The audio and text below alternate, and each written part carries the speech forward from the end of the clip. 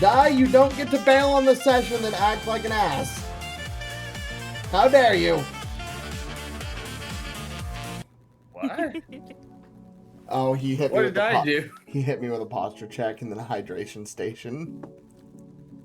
He did that to Fix me your too. spine, bitch. No.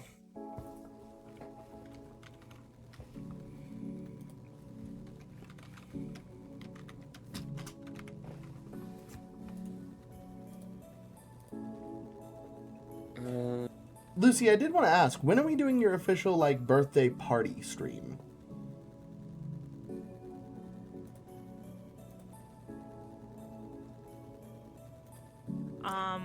Well, my birthday's on a Thursday, so, I figured we'd just do it Thursday, like, the actual day. Okay. I mean, hell, we could make that Thursday Pandora's birthday since we'll be doing a session that night for D&D. I could be down.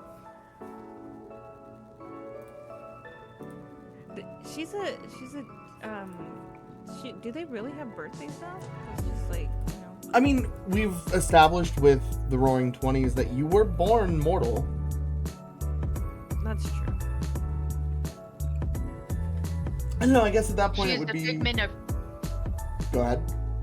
she's the figment of chaos. If she wants to have a birthday, she's gonna have a birthday. Yeah, I'm gonna have one. Well, and yeah, I was gonna say, it can definitely be a tradition you would carry even after you've ascended in the modern age. Which I would think would be really funny. Hi, Latte! It's good to see you. Corinne, great to see you as well. I'm making sure to get the sippies and straightening the spine, don't worry.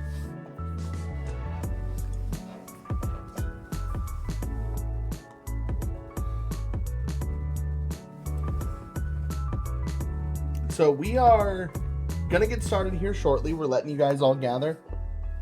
We are missing a decent amount of players this week, with it being the holiday, so it's gonna give a chance for some of our others to shine. And kind of just to set the scenes of where each of us will be. Luciano, it's been a few days since you found out about Santino being in the hospital. He's recovering, but he hasn't woken up yet. You are on job at the beginning of the session. Pandora, you're going back and forth between your coven life and checking on Santino. But you've also been called to head to the hideout for a new job. Betty, we've already established where you are. You're on your way to the Gilded Lily and having a very interesting conversation with one of its members. And Tony, you're being called to your mentor's office. You're in trouble. No, you're not. He's gonna be like, so hey, let's talk about this fucking ball of yours, man.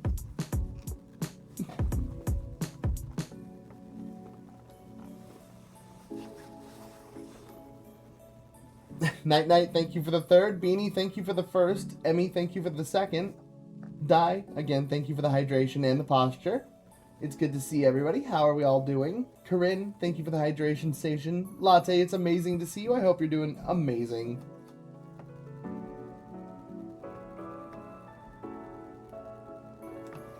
Okay, let me do my little intro on my side. You do your thing. You do your thing. Yes, ma'am, Latte. Today it's D&D. I know everybody's doing their shenanigans today, so I didn't got nothing going on except that good old D&D. So here we are. We are just doing a little recap, waiting for everybody to get up in here, and yeah, let's see what today's shenanigans unfold. Okay. By the end of today, I will either introduce a character everyone will love or hate. I do have that on the agenda. Yay! I'm sure at least one person will be dead. Writing out your Coven sisters has been fun, no lie. I was like, is it too on the nose to make each of them just a different flavor of Mean Girl?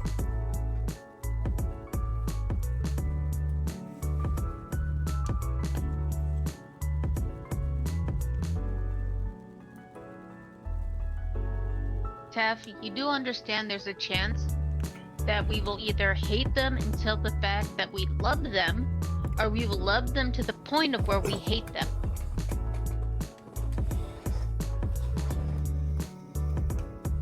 Listen, we've already been down this route in Morningstar when I made a goblin in a bank that was enslaved because of his own asshole ways, and our lovely party decided to derail 2 sessions of the entire campaign to make an entire quest hell-bent on attempting to free him.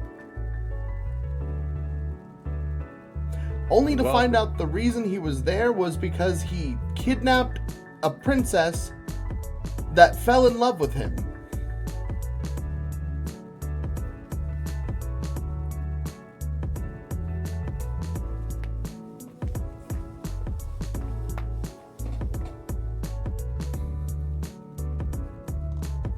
What were you gonna say, But Austin? did they free him? You're welcome. They freed him.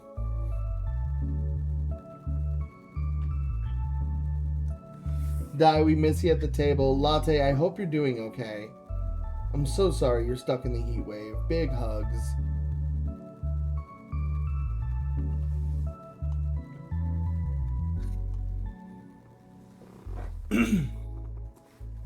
Ads are done. Good. I'm sorry about the ads, Fox. I hope you're doing well.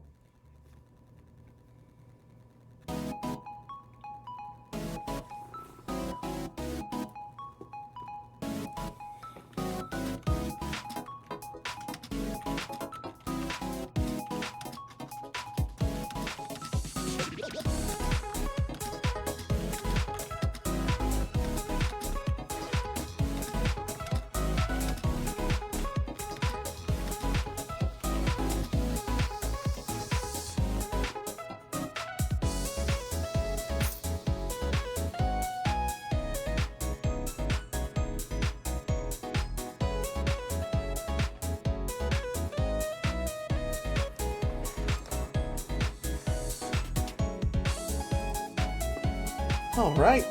Hola. Hello. Lucy, again, I still love the Pandora outfit on your character. Isn't it cute? It's very. I couldn't make her color because it looked weird. I was like, you know what? We're not doing that. It's cosplay. I was like, we're not doing that. It looks no. I looked like a grape. No, what is it? What is it? The one from Willy Wonka. What's her name? Violet, you're turning violet, Violet. Yes, literally, I was like, yeah, no, we're not doing that. That is not flattering. Girl almost looked like Grimace. Seriously? Yes. I was like, that is not flattering. I have an image to uphold. God, that genuinely makes me think of the guy who did the YouTube short making fun of when McDonald's did the Grimace shake, and he takes a sip of it and he's like, "What the hell is wrong with you guys? You made it seem like something interesting was gonna happen. It's just a grape shake. What the fuck?" And he turns around and suddenly he's in like a purple version of the back rooms and he's like, "No, fuck all of you guys. Fuck all of you." And he throws the shake at the camera. Oh my gosh. Oh, it's wild. I've only ever gotten, my favorite is the Shamrock Shake. It is my all-time favorite. Shamrock Shake is bomb. I don't care what anybody says. Violet. It just does me a satisfy. Oh, God. We were casually traumatized at various points. Fox, thank you for the absolute legendary sub, man. You never need to do that. I appreciate you so much, dude. We came out of our childhoods wearing casual PTSD from just the TV shows we were forced to watch. There's And it's Cowardly Dog, anyone? It's my favorite. It is so much my favorite that I got it tattooed on me. I love that. Hi, Mr. Jukebox. How are you? Jukebox, welcome in. I like that name. I got two shows for you. Cow and Chicken and Yes. Rocco's Modern Life. Yes. Rocco's Modern Life was good. Cow and Chicken was like too fucking stupid for me to bother keeping track with. That's the point. I There's got- nothing to keep track of. I got 4 words for you. Marvelous Misadventures of Flapjack. That is my all-time favorite as well. I love Bubby. Bubby was great. Never seen that. I love how much my of a God. shithead Captain Knuckles genuinely was at times. For real. He would get caught Oh, doing yeah. crime and they'd be like, "You're under arrest." "Why? That's not fair." "These are your exact crimes." "That's still not fair." That's good to hear, Mr. Jukebox. We're just waiting for people to come through, and we're gonna get some D&D going. Yep. Well, we're gonna get started here. I'm literally taking a smoke and then we're just hitting it because I'm not sure what the ETA on the others is. Are these planar coins broken? What's wrong? I'm using the planar coins in fucking Baldur's Gate to try and get a two-handed weapon, but it's burning the coins and not giving me a weapon. It puts the weapon in the next available spot in your inventory. Yeah, I'm looking. There's nothing new.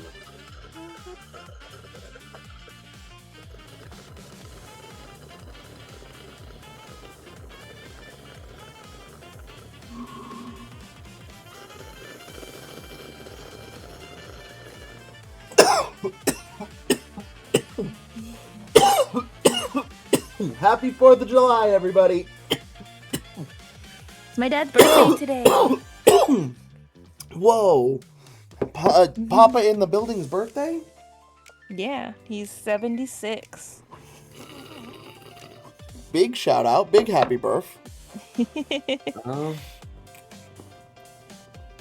Apparently You know his what? birth went out with a bang.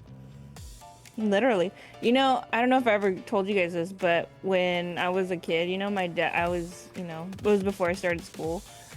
I asked my dad how come there's always fireworks on his birthday, and he always told me it's because it's his birthday, not because of... Yes, I respect And I the was fuck like, out of dude, that. Dad, you must be like super like famous or something. And my dad goes, oh, I just know a lot of people, so you know, they just... And That he sounds- he never corrected me. That sounds like something my old man would try and do. It makes me laugh. I'm like, dude. And so when I went to school and they'd talk about it, and I'm like, I go, you guys are lying. I was like, you guys are lying. It's my You're dad's weird, birthday, you're that's making why stuff there's up. Fuck you fireworks." guys. My dad's cooler than yours. And then a lot of people used to think my dad was Tommy Chong because that's what he looks like. And I'm like, no, that's not my dad's name. And so I asked my dad one day, I go, Dad, can you be like for real with me? He goes, what?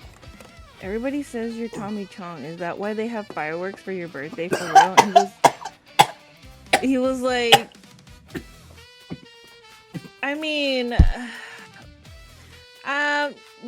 that's not my name. And I was like, I know that's not your name, but everybody thinks you are. So like, are you guys like twins or something? And me as a freaking little kid was like, come on, Dad, like level with me. Like, tell me the truth. And he was just like, oh, I don't know. I never correct people anymore because apparently I do. And I was like, so you're not saying you are, but you're not saying you aren't. So it wasn't until like my dad let me watch Up in Smoke that I was like, Dad, that is not you. He's white. He's I go, funnier "You're-" than you. I go, you're dark. How does that work? But from far away, they look similar. So I was like, dude, get out of here, Dad. How dare you tell me that?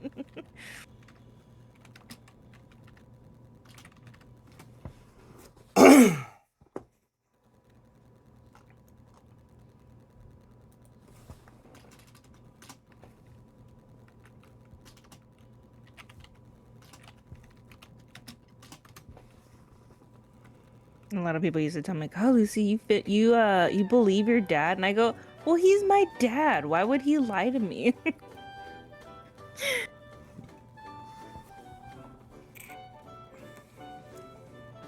Okay. I got my pencil sharpened. I gotta take notes. It is a father's job to lie there at kids and see how far they can get away with it before mom steps in. Well, see, my mom used to go with it. So she'd be like, yeah, that's what it is.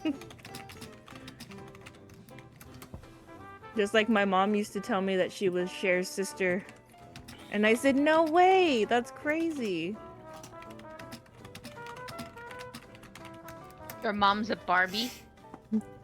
My mom used to be very slim with very long hair. And my mom used to do the whole, like, the sway that Cher does when she sings. So, I never corrected her. That's my mom. And so I was like, oh, that's cool. I go, Mom, why don't we have a better house then? They're like, oh, well,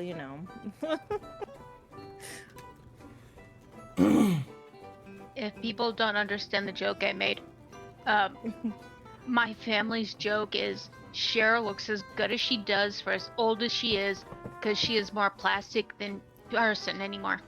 What was the fucked up joke someone told at the roast of Joan Rivers the year before she died? When you're buried in the ground, the plastic will be the only thing that remains hundreds of years from now or whatever. Mm-hmm. It's fucked up.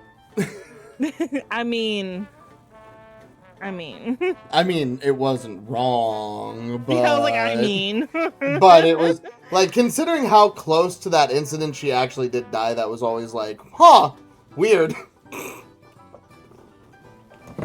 Yeah, it's... I kind of like that dark humor, though, because yeah, that's exactly what I was thinking, though. Have you seen the joke pictures you can find of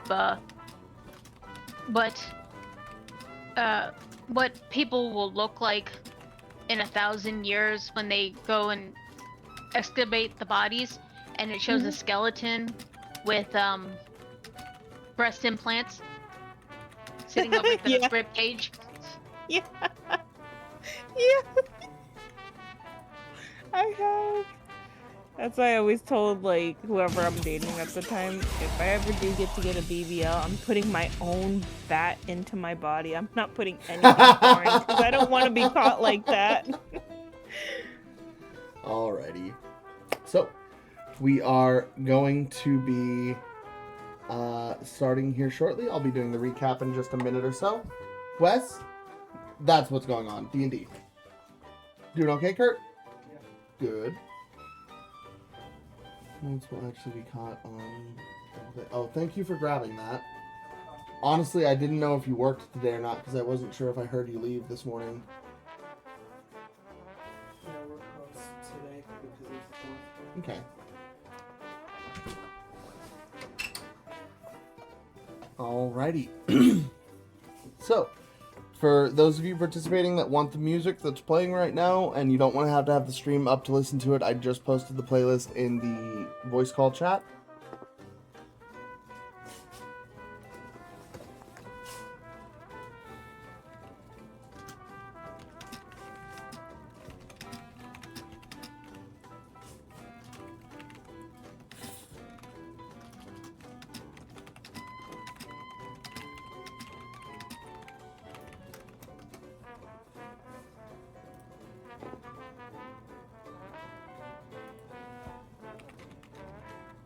So I'm glad I muted that time.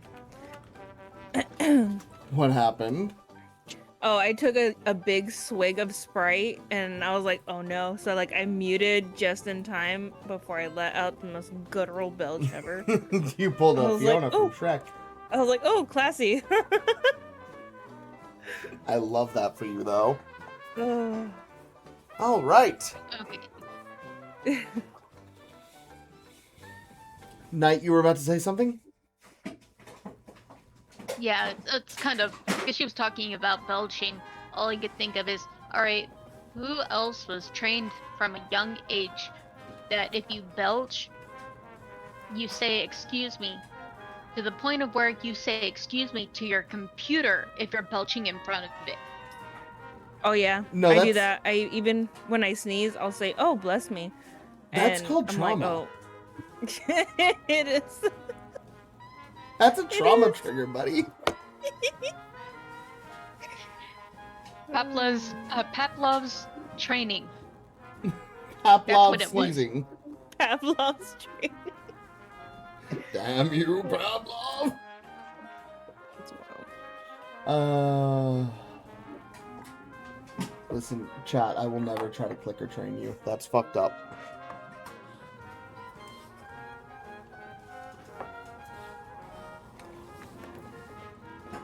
Alright, so we are going to go ahead and get started. Another day rises on the city, and it's been a few days since the incident at the Magical Academy. Authorities have searched, but nothing has come to light to the public eye. Several informants from the families and various connections, and even Pandora, you have gone kind of just strolling about the academy, seeing what you might be able to pick up, what might have changed, but Everything seems to have gotten swept under the rug along the way. Santino has been in and out of consciousness after the incident, still feeling the effects of the fight that had been. Luciano, in his stead, you've been assigned double duty, having to pull a apparent number of collection jobs. As of right now, the families are moving as much money as they can. Times are starting to feel very uncertain, especially with the current news that Eddie's automotive line will be moving hands to his less reputable sister. Someone who had not a lot to do with the improvement or making of this grand city. The rest of Eddie's side of the particular family took their share, deviated, stayed a branch of the family, an enforcer branch, but they operated out of different areas. They moved more often than not. To say people are nervous is an understatement. Luciano, at the moment, with that news having hit, you're just kind of keeping your head down, doing your best not to really draw any negative attention towards you or your brother. Pandora, you've been spending time taking moments to investigate the spots that have come up in interest as of late. You have been looking into the various comings and goings at the school, but not really finding much outside of that. Working for the Taylor family, having explained to them that by some miracle, the small amount that they were able to scrounge up, well, that was just enough. They're in shock to find out that their debts have been forgiven. They're grateful for you for handling it, and they promise you anytime you need a quiet place to just be, you have a safe haven there.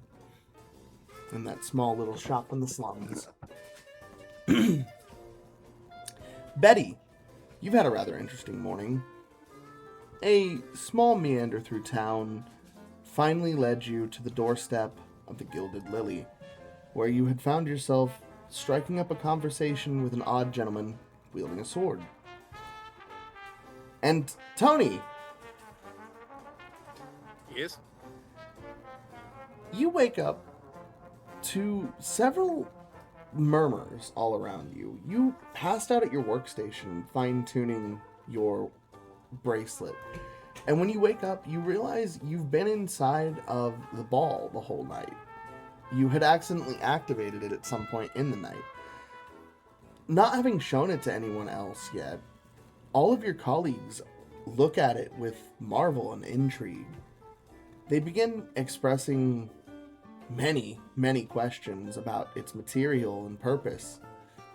It's a bit overwhelming, considering you just opened your eyes.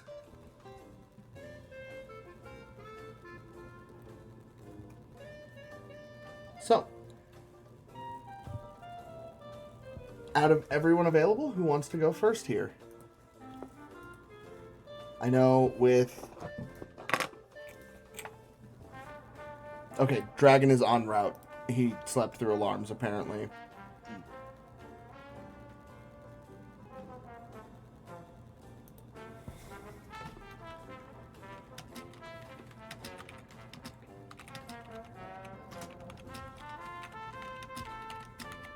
We're gonna wait for Dragon then?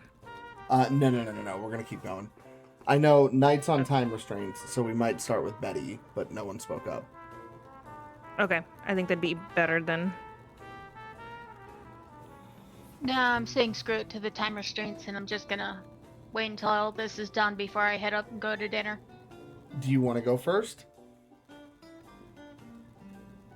Sure. Okay. And note, Betty's in costume.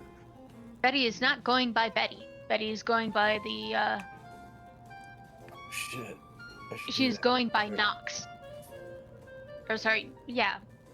You wrote Nyx, Uh, which yeah, is sorry. the city in Ravencroft, which I thought was funny. Actually, it was going off to the, river in the underworld. That's The river Styx, but yeah, but I was not awake at the time, so yeah, she's going by Nix. As in Stevie Nicks, but that's a different point altogether. Fair enough. So Betty is, Go ahead. as you were saying, You find yourself in the midst of a conversation with a very interesting man. He's foreign looking, longer dark hair, kind of a soft expression to narrowed eyes. He gives a bit of an arrogance to his smile, and his hand just rests on his sword, not in a threatening manner, almost as if it's more of a habit than anything. And to continue where you have been talking, hello, dragon.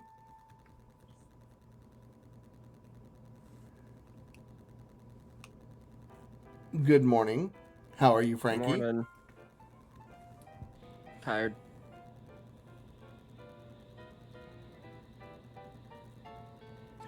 Understandable. Sorry I'm late. You're good, you're good. So, the gentleman in question will look over at you. The boss wanted me to let you know it wasn't us that really pointed you here. We have a interesting relationship with a certain detective here in town. A bit of a rivalry back and forth, and part of it leads to them trading information. We needed someone who might be able to help with this situation, so we got some info on you. The manner of which he got you here wasn't really to do with us.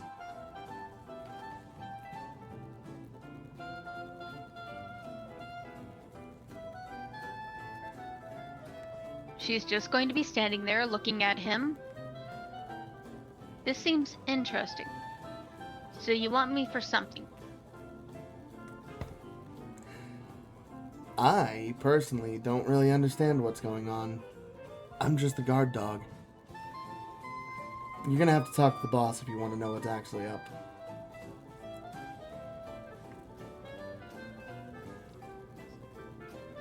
Alright then, where's this boss at?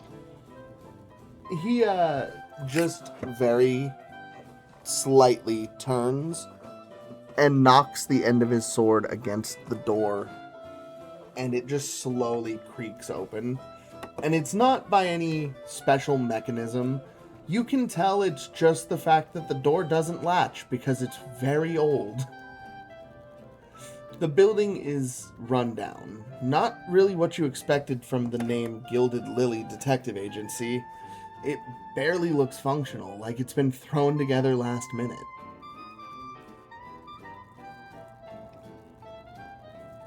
Betty's going to walk in and... she's not going to be overly impressed by what she's seeing, but she's not going to be disgusted either. It's just one of those... really? This is it?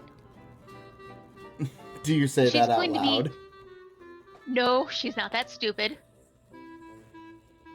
But it's one of those mentally she's thinking that because it's one of those, they pulled her all the way out here. He pretty much blackmailed her to do it. But she was expecting, from how he was talking and how this all seemed to begin with the card and everything, she was expecting more.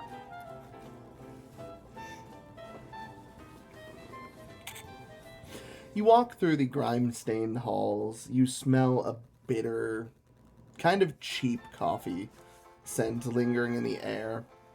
And as you walk just down the hallway, you see a group of people, a group of odd individuals, sitting around a small table, laughing, enjoying a quick breakfast of coffee and small pastries. And you see, sitting in his normal plum-ish colored ensemble, Lupine. He will raise his hand and just say, "Oh, good morning! You must be our first guest."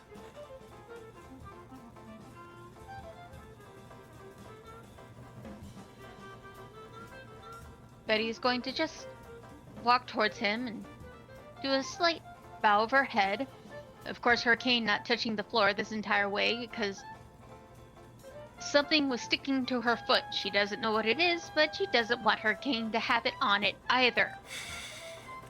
She's just going to look at him and go,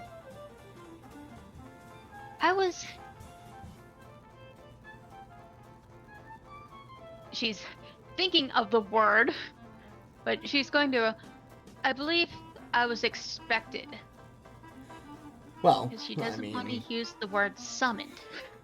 I believe we were told you were coming here, so I suppose we're the expecteers to your expectee.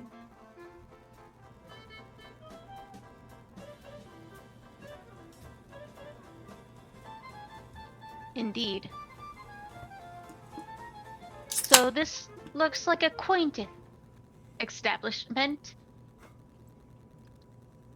What exactly do you do here? We're a detective agency. Uh-huh. We investigate. And what is it? We investigate everything around here. The crimes, the families, from the highest point of the Citadel to the lowest point of the Undercity. We'll uncover the truth anywhere there needs uncovering.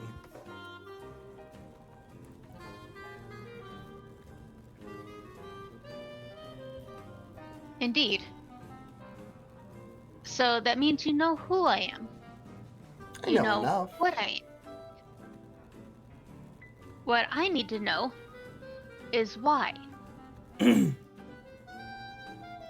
Why what? Why was I so interesting to you that you went out of your way to find a way to get me here? It wasn't necessarily you we wanted. It was someone from your family. You come from a pretty well-known bloodline. All powerful doctors or curers, alchemists, potionologists. It all goes back in your family line. Your dad's just the current generation of it. And I hear your mother's making many breakthroughs in potion making. We reached out to your family. Now, I'll give it, Detective Kawaki did kind of, well, seems ruffle collars when I didn't really insist he do so, but he's got his own methods, and it's not really my business what brought you here. The fact is you're here for a reason.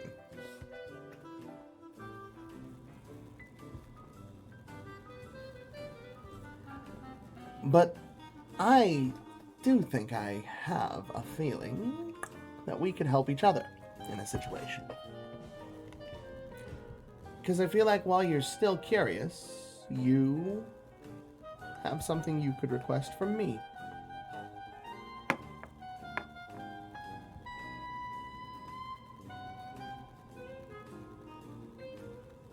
Sorry, I had an itchy back.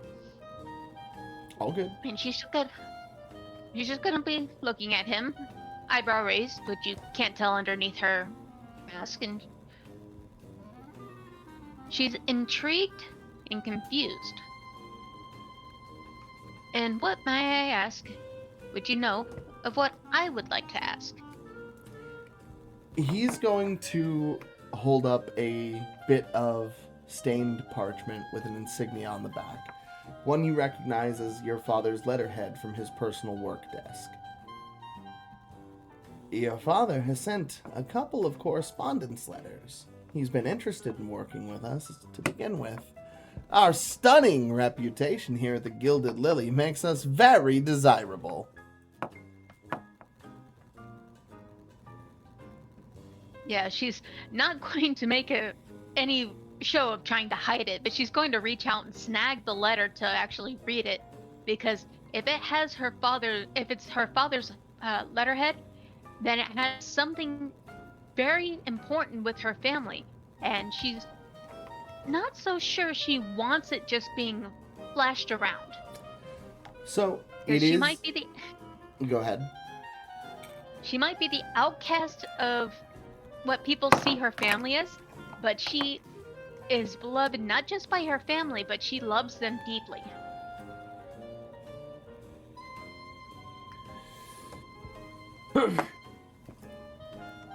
It's official.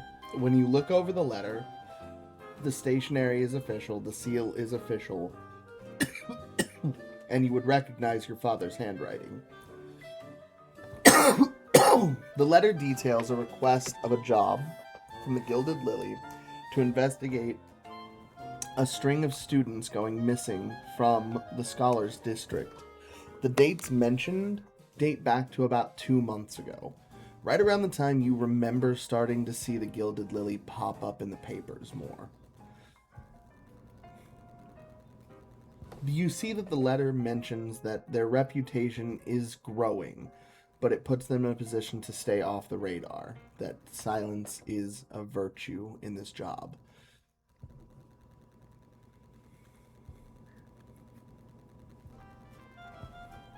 Her eyes are gonna narrow a little as she's reading over the letter and just lower it, not making any sign trying to give it back to him, just holding on to it. She's just going to give him a once-over look and then say, "So, for such a short time, you've managed to get a hold of my father's attention. That is not easily done." I wouldn't imagine so. He's a pretty influential guy when it comes down to it.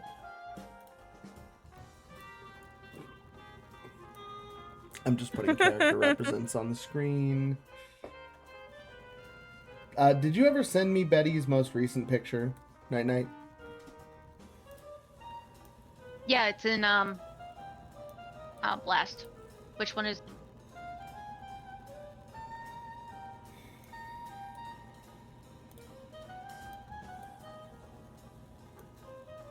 Yeah, it's in character sheets. Okay.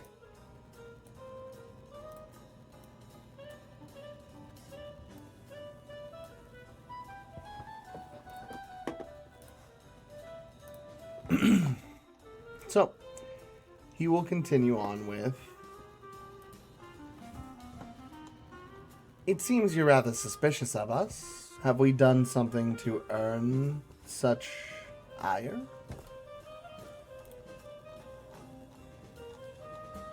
I mean not to seem to be. I'm just interested and confused.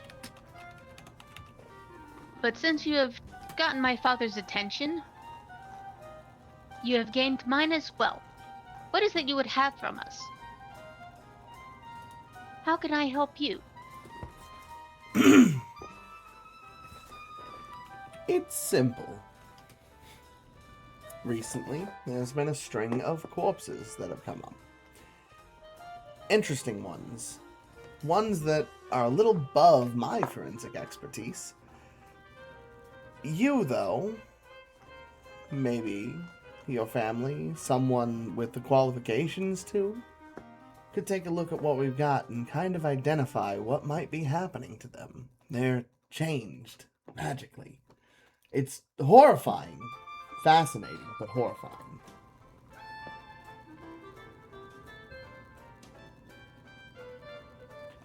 He has gained her interest. Dragon, that's so dark. He can see a slight shine of interest in her eyes. But she's just going to sigh and look to the side and go, "I know a bit of the dead. I know a bit about the dead. You might not get everything you'd like to know from me, but if there's anything I don't understand, I'm willing to take a few samples to my father and mother to get their direct input."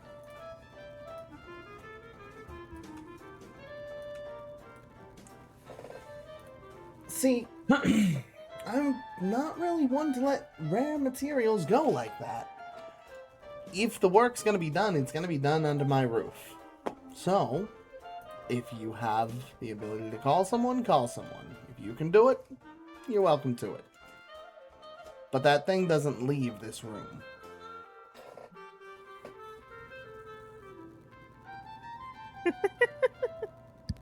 Betty's just going to smile softly and go, "Indeed. I will not take it from you."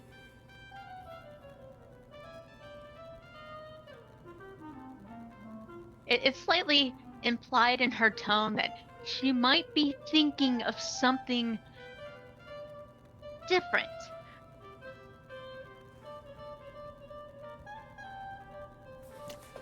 I don't imagine if you wanted to, you could.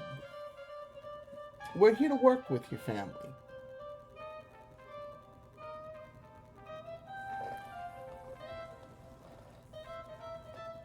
And I do believe, from what I read in the note, my father is willing to work with you. Now, if I may, I'd like to see the body. Easy. We'll show you in just one moment. But first, he's going to pull out a contract. And he's going to roll it out on the table. I just need you to sign right there. It's a simple term contract.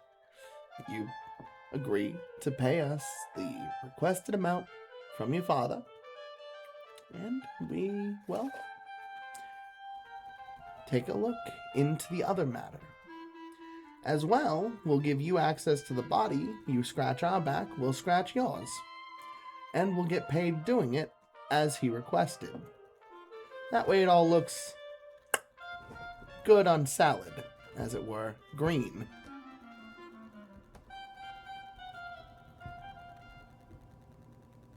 Yeah, Betty's not that stupid. She's going to sit down after taking the contract, and she's just going to start slowly and intricately. Bleh. She's just going to start slowly reading the entire thing. Go ahead and make an investigation check for me. Damn, you were so fast on that one, y'all. Wise bot for me. Hey, whoever did it on my side got it in like a microsecond.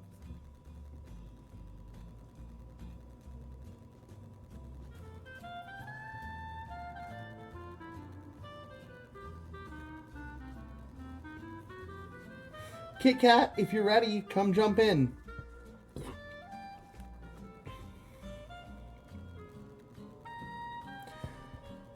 You actually read over the contract. It's pretty straightforward. No real fine print or anything. It states the terms as of deal. Or as of stated originally to your father's deal. 2,500 gold pieces for their investigatory help when it comes to the missing students in the Scholars District. Apart from that, the addendum adds that you will gain access to their resources in helping, or you or your family will gain access in their resources as long as you agree to a vow of silence in regards to anything to do with the corpses that they have you look at.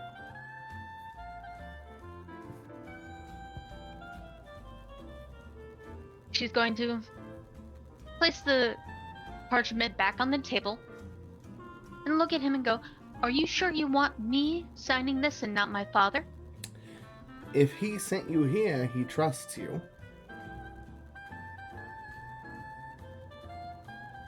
Honestly, I think I came here on my own. I don't think my father even knows I'm here.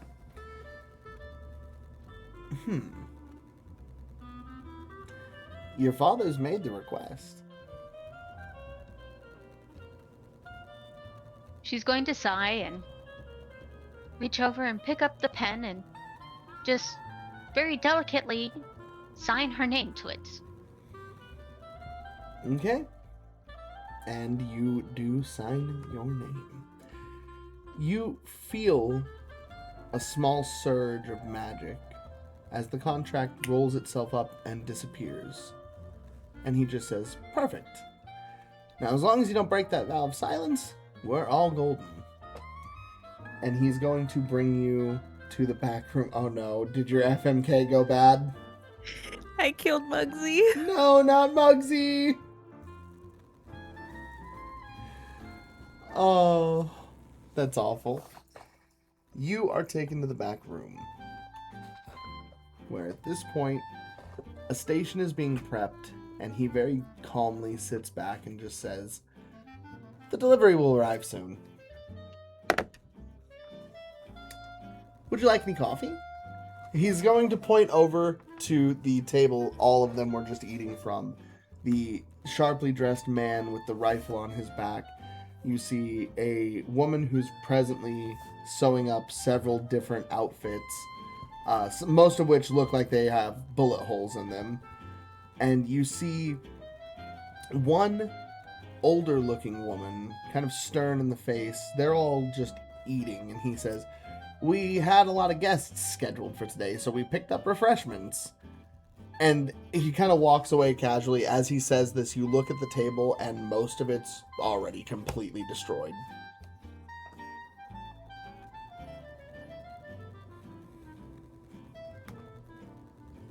Yeah. Well, she's going to walk over and look over everything, and she's not a coffee drinker, but she's still going to take in everything around her, all the people, everything they're doing. It's a mess of a place. There's function, there's some level of order, but stacks of papers on the desks, large conspiracy theory like webs all over these whiteboards and, pinup boards. Everywhere you see is either covered in trash or notes. It's chaos.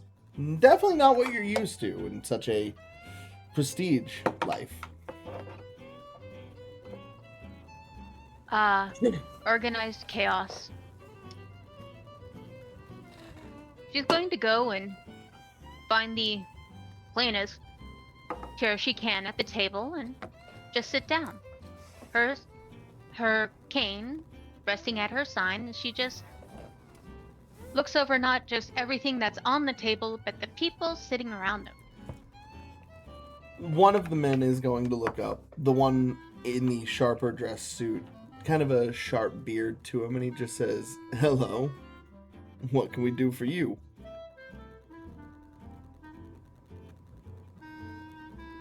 She's going to bow her head in a welcome, just say, "I'm just here waiting." Boss already help you out then?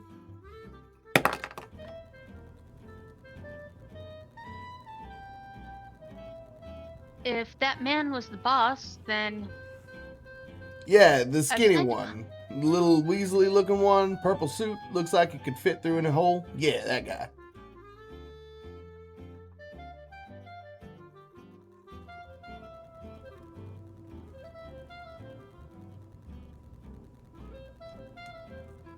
she's going to nod her head and just look at everybody else and say softly, "So if he's the boss, then if I may, what and who are you?" I'm the one that shoots things. And he's gonna go back to eating. The woman who's sewing everything up, she kind of looks up and just says, I'm the secretary. I also make sure they have outfits to wear." And the last one is going to kind of look up and go, "I'm not part of this mess. I'm just the landlord of the building."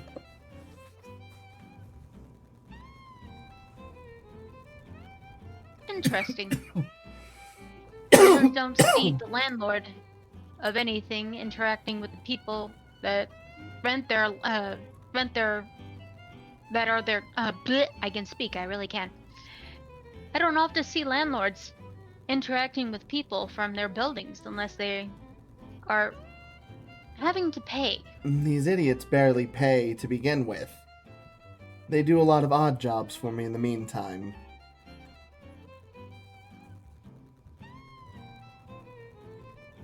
And what is the current odd job that they have? Odd job. Nothing odd about it. As long as they're cleaning up the streets, I won't kick them out.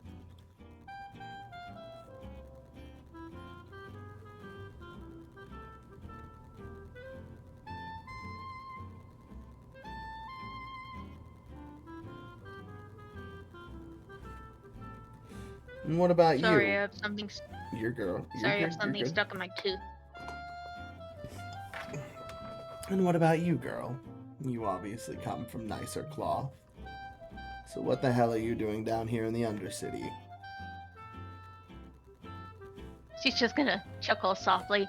"Oh, I spent most of my time down here. I have friends who I visit often, and I have people that I request things from, both for myself and my father.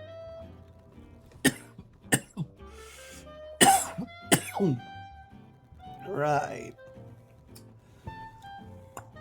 Forgive me if I find that a little hard to believe. Most of the nobles up in the Citadel area, they can't even look down here. Their heads are so far up their own asses. That's going to earn a soft chuckle from her. She gives a nod. That is true. I've seen my share of the stuck-up.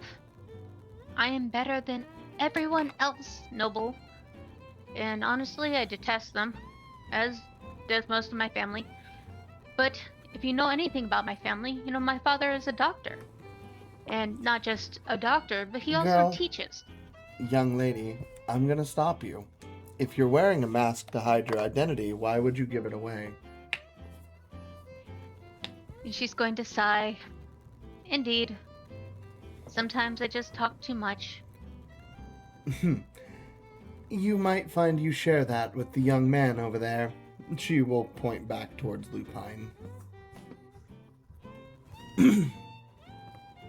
And she will look over at him and then look back to the one she was talking to and go, He's regardless.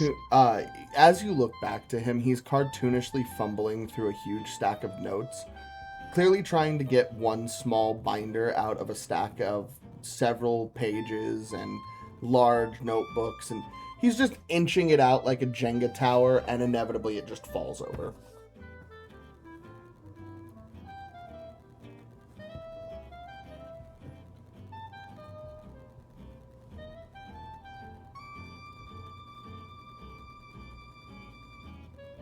Yeah, Betty's just going to go and give a small snap as she summons an unseen servant and just points and goes, clean that up for this gentleman.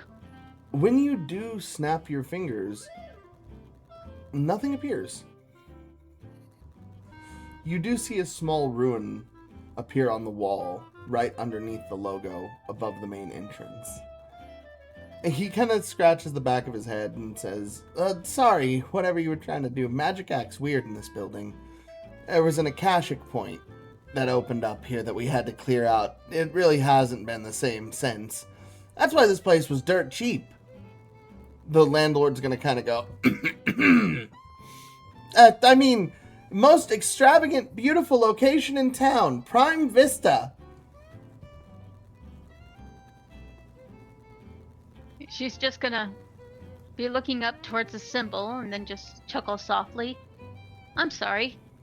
I was trying to summon an unseen servant who would go and clean that mess for you all. Get everything organized for you, but apparently your building does not want my help. Stella did the same thing. She tried to use magic the first day we were in here to clean this place up. It didn't work. That's why we're kind of stuck in all this chaos. Most of us are used to using magic to make our lives easier, so it's kind of a change of pace.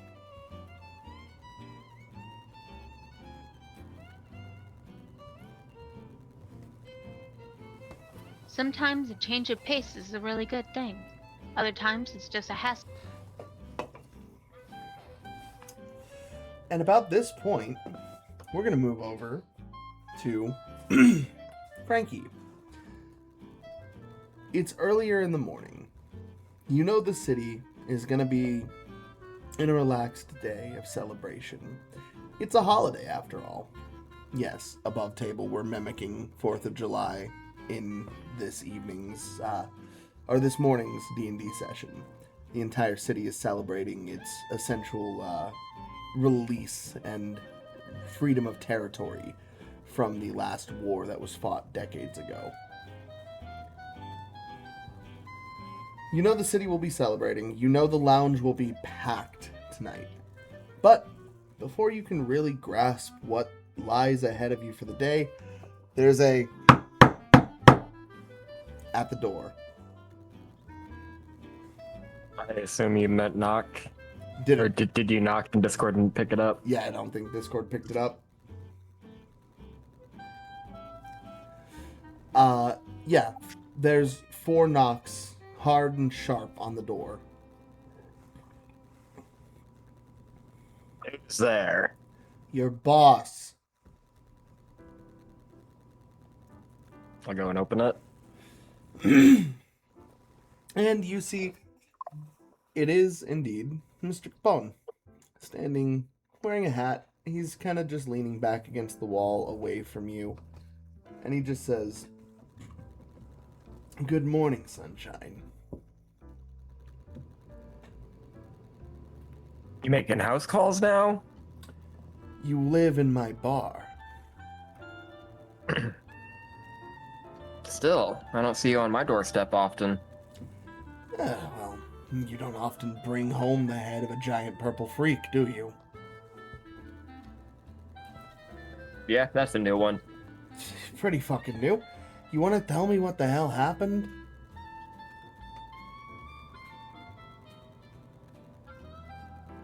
I'm trying to remember. What were we, You guys all got sent for your own at the reasons. academy? Yeah, essentially, you were all ordered there to go and investigate the circumstances that were going on. Because Pandora had a lead, right? Pandora had told you guys about the underground lab and all of that stuff that was going on in the background. And this was because I was investigating the gun, right? That is correct. So you were going to look into more about the gun. Vane was following. Yeah. Kit's a little busy right now, so I'm not sure when she'll have a chance to jump in. Yeah, our investigation led us back to the academy. Pandora knew the woman Santino and Luciano were working with. She knew about some secret passage going underground. You Or mean the secret Lucas? wall. You're talking about the Lucas boys, right? Yeah, the Lucas boys had her. Okay. She knew about some secret passage that went underground. There was a secret wall and a secret laboratory and everything, and So it was true then. what was- what she said? what was that one professor's name? Which one? Are you talking about the one you were like investigating the week before with Skeeble, or are you talking about the one? No, the there one in the lab? the one who escaped. Goods. Yes, Goods. Goods, yeah. Yeah, there was a Professor Goods, and he had like a weird reputation before that, right? I remember hearing Yeah. his name earlier in that session. Yeah. As you guys were kind of like picking up information around the academy, you were hearing some like weird stuff coming from his class, and some rumors about him and whatnot.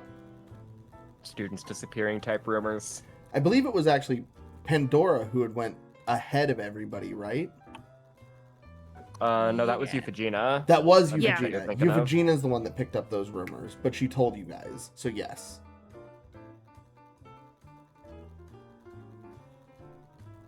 So yeah, DeLuca's gal and Moran's woman, they had some information. So And, this is all pretty yeah. common knowledge then. I feel like they'd be as tight-lipped about it as I've been so far. I did tell them to, like, I figured they'd be filling their bosses in too, and that their bosses might want to see the head. Let them know it'd be at the foundry.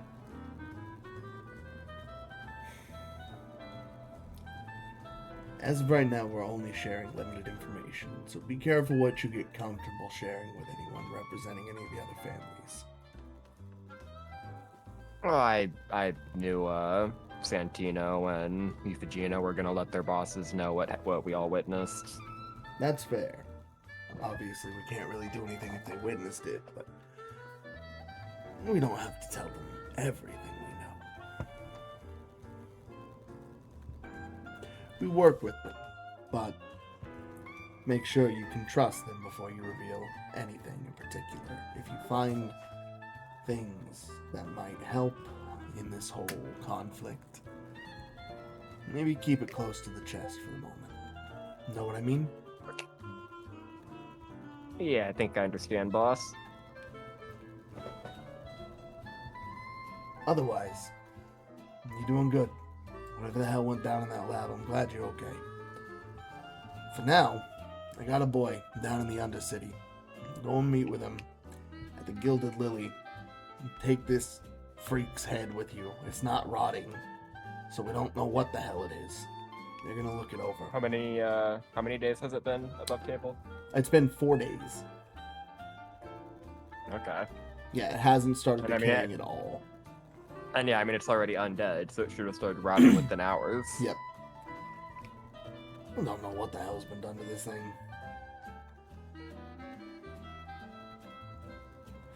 And as you go to pick up the bag with the head, you notice it's still moving. Oh. Ugh. Yeah. Like I I said. forgot. What did I... Oh, I gagged it with my belt. Yeah. So your belt is still wedged in its mouth, but yeah, it's still moving back and forth.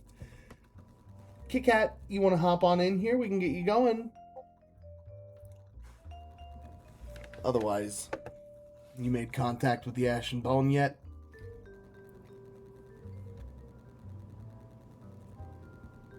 I'm above table. I'm guessing I haven't got around to that yet. You met Vane. You had a conversation, but everything kind of escalated in that fight, and everyone got separated, leaving. I forget. Did we identify her as a member of the Ashen Bone? You did by the patches on her outfit. Well, yeah, we did run into one of those Ashen Bone folk. What is Kit's character? Is she? You're not really sure what her ranking or anything is. No, I said she. Is Kit's character a she? Or he? I think she's a dude. Okay. He looks Yeah, like an emo I dude. think- Emo boy. I think he was following us. He was real cagey about sharing any information.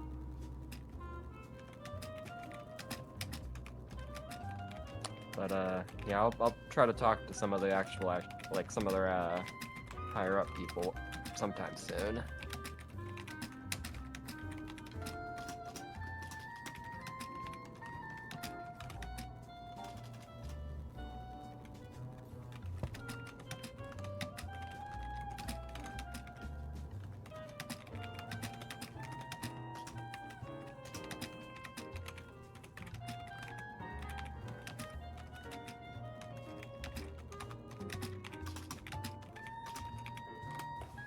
Okay, sorry. I am just chatting with Mina in the background. Yeah, Kit the Cat, let us know if you can hop in here yet.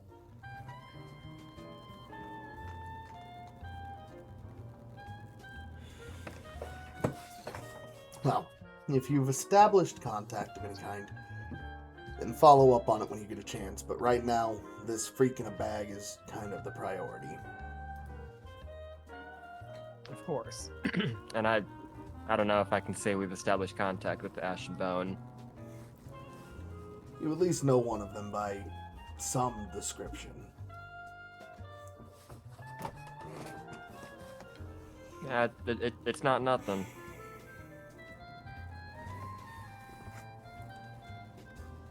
I've gotten word. A lot of their members congregate just on the outer part of the eastern wall of the Undercity. You're gonna be down there anyway. Once you wrap up at the Gilded Lily, go see if you can't sniff around, figure out where to find them. For sure, I'll keep an eye out.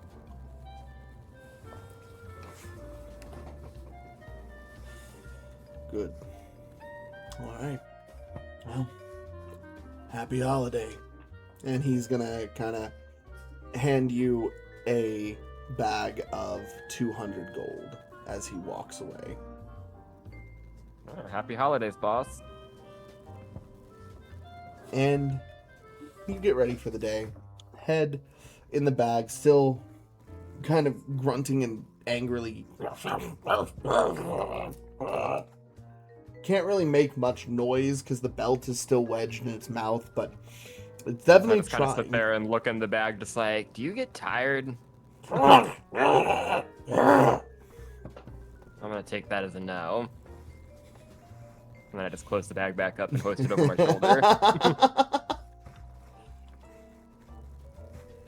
As you're walking out, the bartender just kind of goes, Frankie. And before you can really turn to address him, he just tosses you a bottle. It flies through the air and lands perfectly in your hand. It's a really nice bottle, a very expensive whiskey. And he kind of just looks over and says, "Keep protecting this place. Happy holiday." And I just kind of like raise the bottle to him like a toast and just like, happy holiday. So you can keep that with you, or you can just quickly deposit it before you head out. And yep, since your apartment's just right upstairs. Yeah, I'll put it upstairs real quick. Okay, so you just go inside, set it, and you head off for the Gilded Lily in the southern district of the Undercity. You take the monorail down from the Tinkerer's district, just taking the easy path into the further part of the city. You can start to smell the dock and the harbor towards this portion of town, but it meets that heavy industry smell that comes from the factories. And as you walk the streets, you eventually come to a rather decrepit looking building. You do see the name Gilded Lily printed in newer looking paint. The logo, a golden lily with a lion's face in the middle, also looking newer than any other bit of paint on the building. The rest of it is a bit run down. Some of the windows are cracked out. Pieces are falling off of the roof. There's just a lot of structural damage to begin with. And on the stoop of the small stairs that exists right there at the front facade, you see, just kind of sitting back, enjoying a occasional drink from a traditional style gourd, a rather peculiar looking man. He's got an interesting mix of a Ronin's attire with the traditional style samurai robes, wearing the katana just on his hip. But underneath that, you see a nicer looking button-down white suit shirt and tie, as if the Ronin's robes were the jacket to match the ensemble.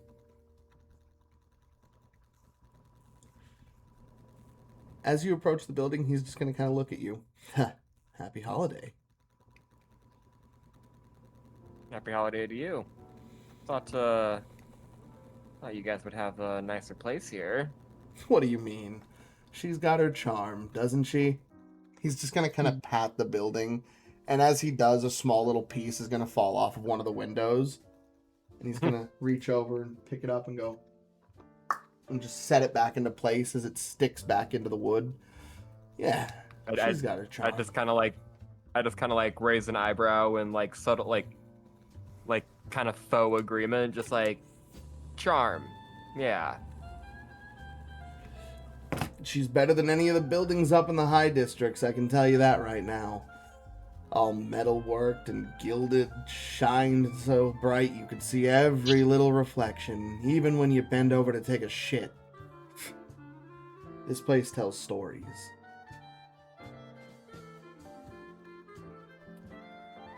Yeah, it looks like it's got plenty of stories. Looks like you're holding a story yourself.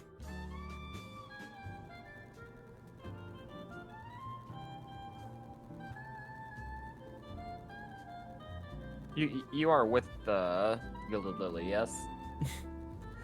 Why would I be sitting out here otherwise?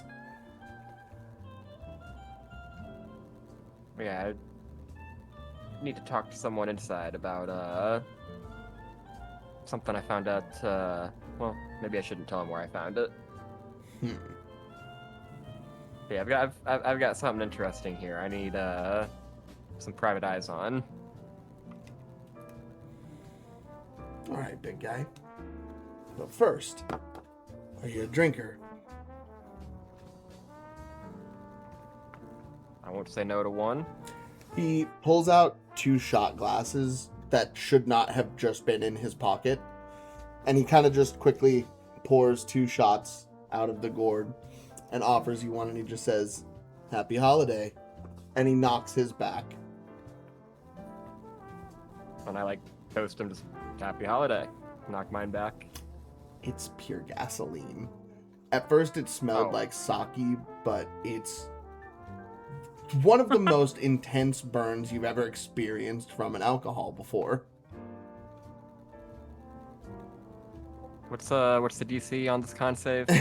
You don't have to make a con save. Frankie is a drinker, yeah. Like he drinks. I wouldn't say a like decent- heavy drinker, but like maybe he used to be, yeah. Okay. So as someone who has had experience with alcohol, this would catch most experienced drinkers off guard. This is like thinking you're going in for a sip of beer and accidentally quaffing a bit of moonshine. What race is this guy, by the way? He's human. Okay.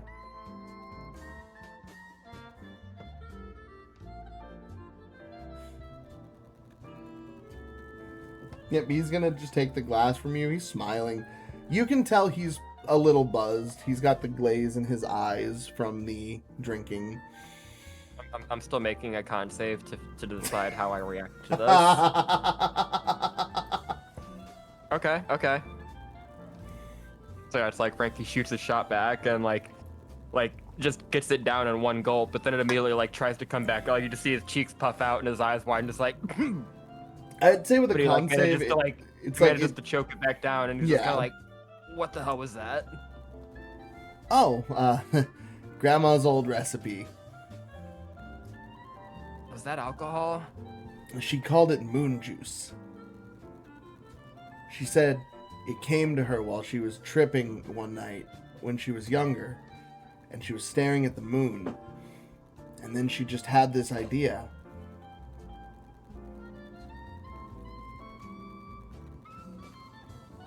Your grandma really had a kick.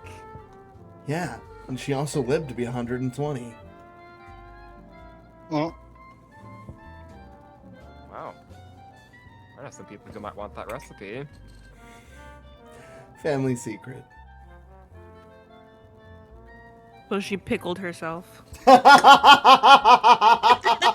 was wondering if anyone was getting it. Wait, what? If you drink enough pure alcohol, you will actually pre-preserve your organs, which in some cases can extend life. That's why a lot of war veterans ended up Oh. living over 100, because they were drinking like fish constantly.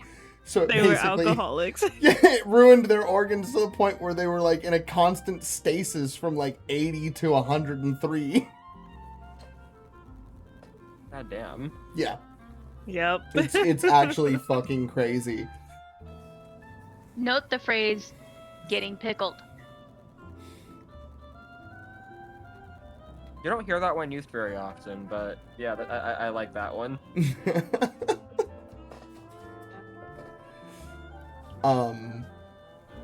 But yeah. So he's just gonna kind of reach back and tap the end of his sword to the door, and it's gonna kind of swing in and open with a heavy creaking.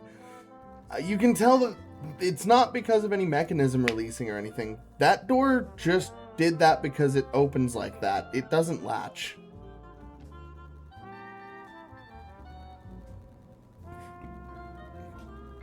So I should close it behind me. Yeah, you go to close it, and you know how a normal door will like click into place. You just hear it hit the frame and kind of do that, and start to kind of open again. You hear Like the it hits the gentleman. frame and tries to start swinging back. Yeah, just slowly starts like swinging back, and you hear him outside go, "Oh shit!" and grab it and close it firmly. You walk in. The heavy smell of a bitter, cheap coffee and some kind of pastry hang in the air. And as you walk around the corner, you see an interesting sight. Several members of what you can assume to be this ensemble, all arguing over the last pastry. And one interesting, finely dressed woman wearing a raven-like mask that seems rather out of place. You see the man in the purple suit who is trying to hold the donut away from everybody else. Finally go, "Oh, our final guest has arrived. Welcome in." And he quickly stuffs it into his face. And the others around go, "You bastard!" They all kind of just mug him. He walks over, pastry all over his face, and he's just like, "It's very nice to meet you. Is this the package sent by Capone?" kind of like eye him, giving him a chance to finish eating. Just like speaking slowly. I didn't know I was expected. He swallows the bite and he just says, "Yeah, your boss. He requested a little service from us, so we outsourced a bit and managed to find someone who could tell us what the hell this thing might be."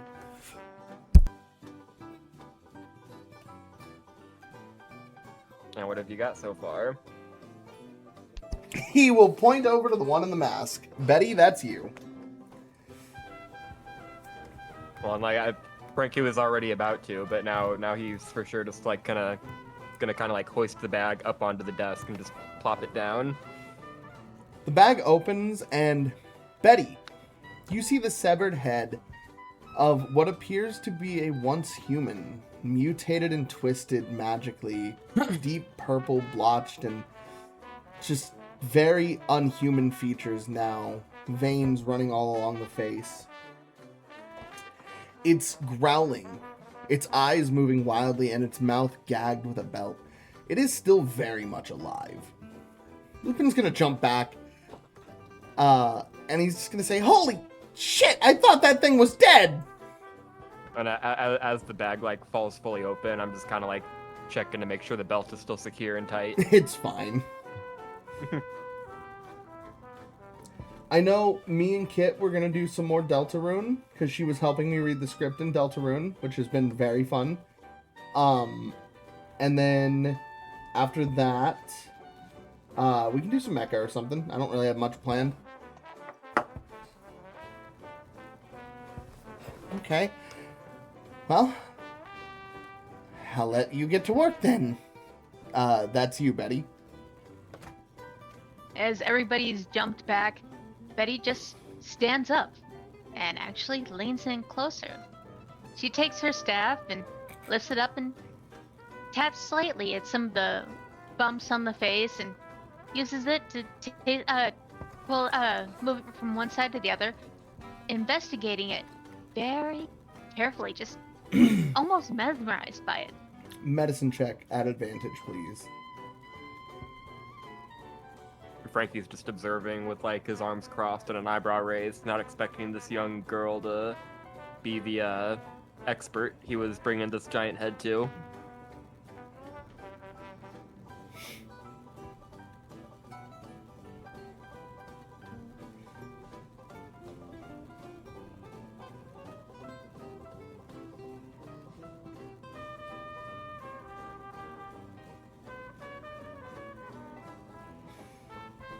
As you look over, you do discern two things. This indeed once did, in fact,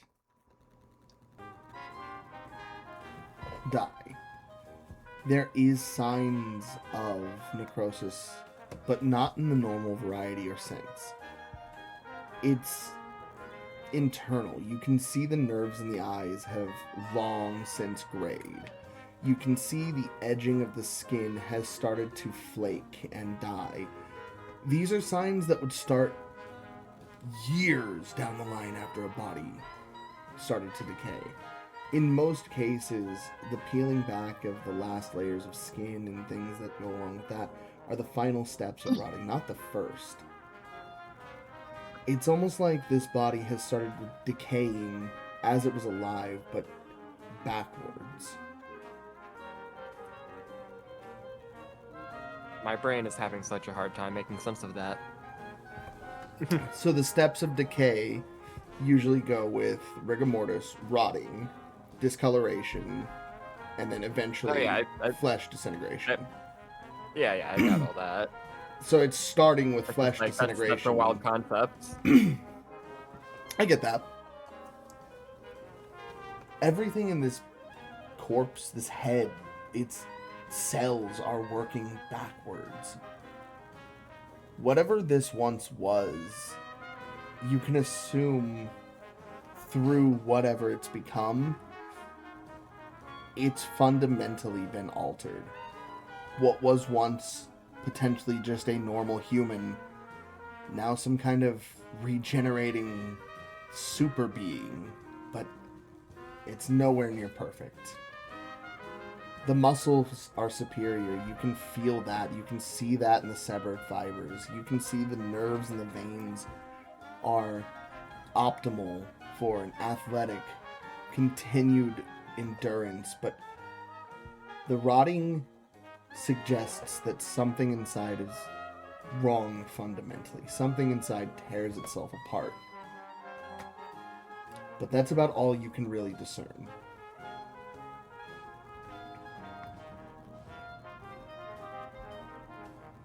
Betty is very intrigued by it. Everybody sees that she is almost mesmerized by this creature of a figure, and she's going to reach over and touch it lightly and poke at some of the bulbous Leo, welcome in! she's going to be poking and prodding and turning it one way or another, opening up its eyelids to look into its eyes.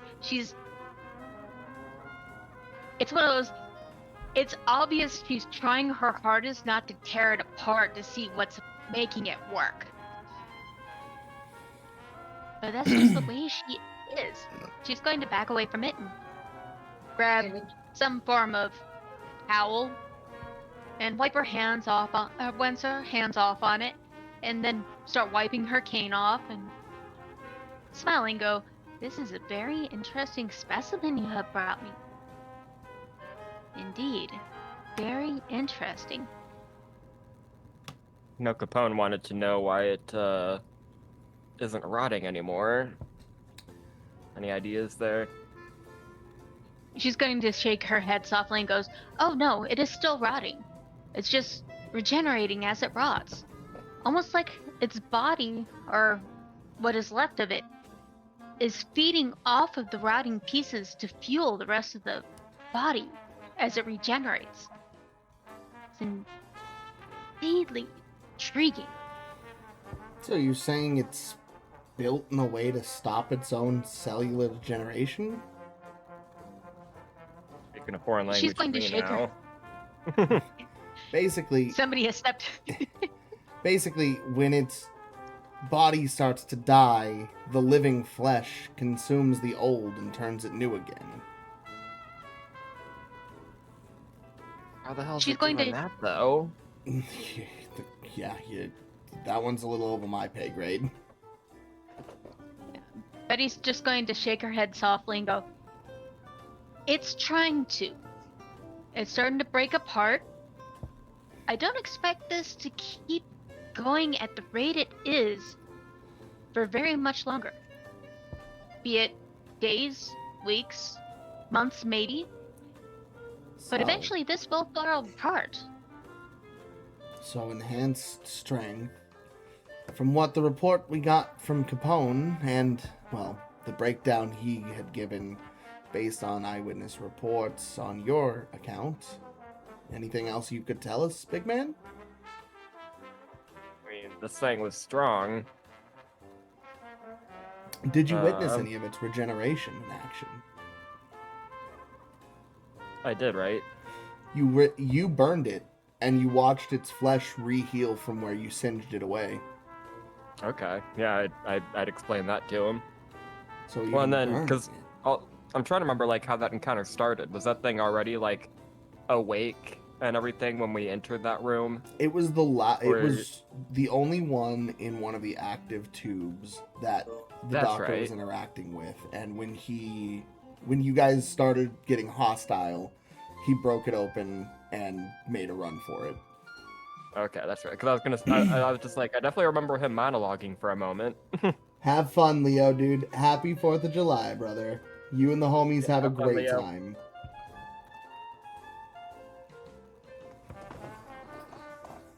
But yeah, so I guess the main one would be, like, it regenerating from the fire damage. Fair enough.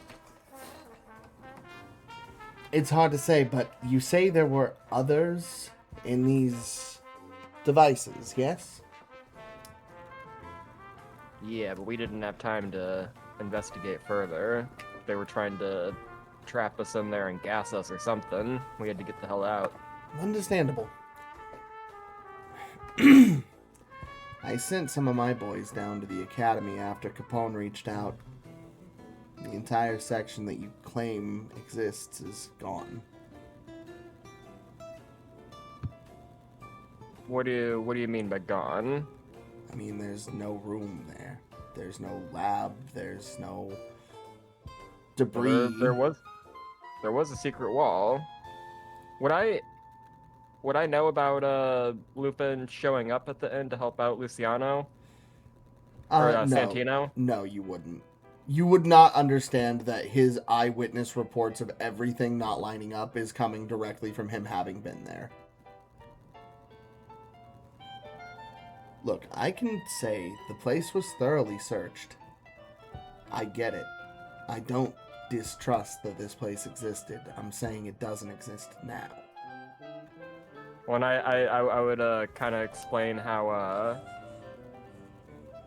when we went there with Pandora, like she thought she knew the way to the lab, but there was a secret wall that we had to in our way that we had to break down to get there. They changed that place around fast.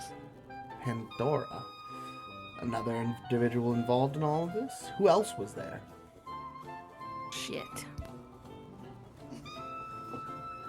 I mean, me and Capone and the other bosses are kind of collaborating on this. So we had, I was there for Capone, we had a couple of DeLuca's boys, a couple of Moran's people. Interesting.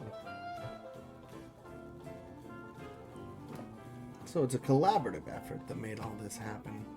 I'd like to speak to the other individuals that were there. Can you identify them? This Pandora and anyone else that might have been there that night.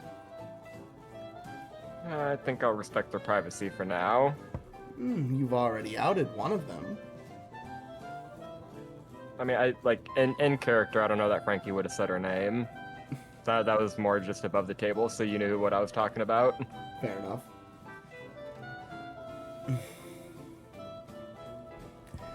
Withholding information from a potential ally can lead to disastrous results.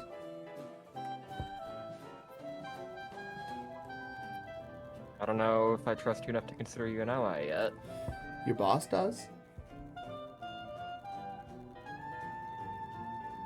Like, can I, like, insight or history check that or so? Like, does Capone, like, find him trustworthy? You can insight check. You're not really sure on what their relationship really is.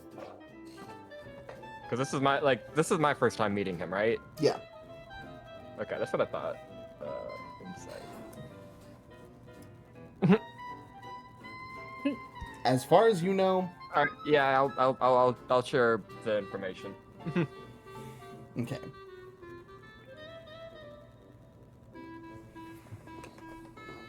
Interesting. So he was asking who all was there. Yeah, we had Euphigenia for Moran. Are Santino and Luciano like one of the DeLuca's sons or something? Because their last names are DeLuca too, right? Eddie kind of picked them up off the street. So they were adopted more or less into the DeLuca family. Well, I'm just like, do the two of them have like a nickname that they go like the DeLuca brothers boys. Or something? The what? The Trifling Boys.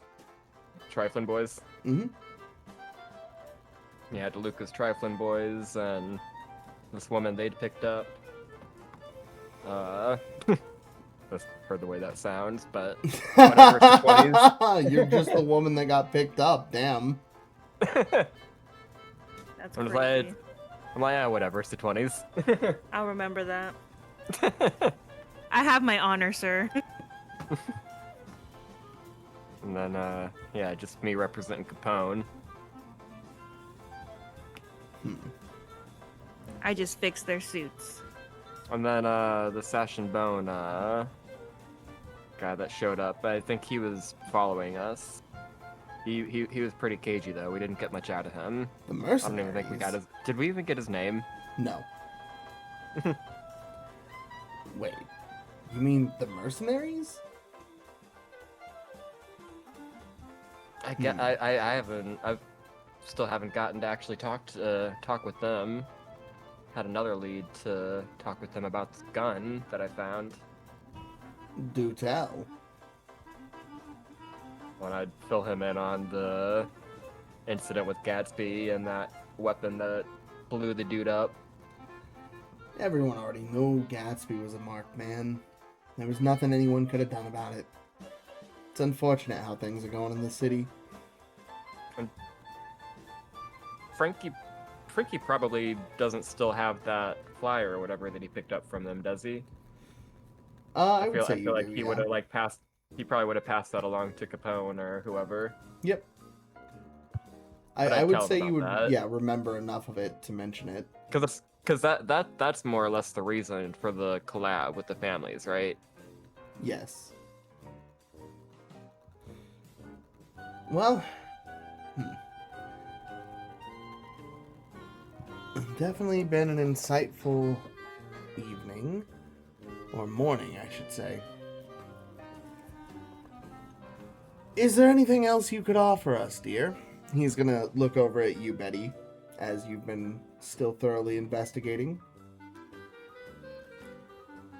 Betty's been staring intently at the base of the head where the neck is. So it wasn't. The wounds weren't cauterized. She's going to look at oh God, who was the character just talking? Lupine or Not Frankie? your character, Frankie. Okay, she's going to look over at Frankie and go, "This body that you're speaking of, was it a full body, or did it look like it was different bodies that were sewn together or patched together?" You do remember a lot of stitched work. Yeah, it might have been patched together. There was a lot of like stitches and scars, which, considering this thing was generating from the fire, is kind of weird, huh?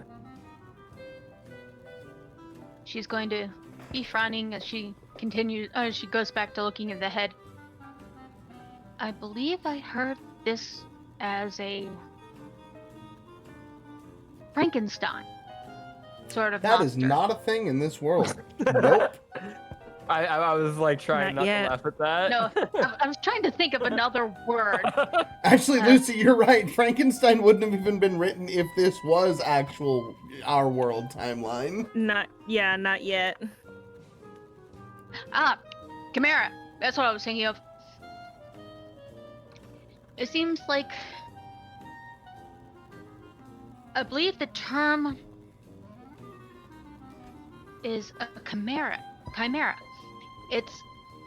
And she's going to start describing the process of different body parts having been sewn together and forced together into one living entity, both found in nature in some older fish-type animals to being created by man and machine. And she's just going to be going off in this little tangent from stuff that she's read throughout the years.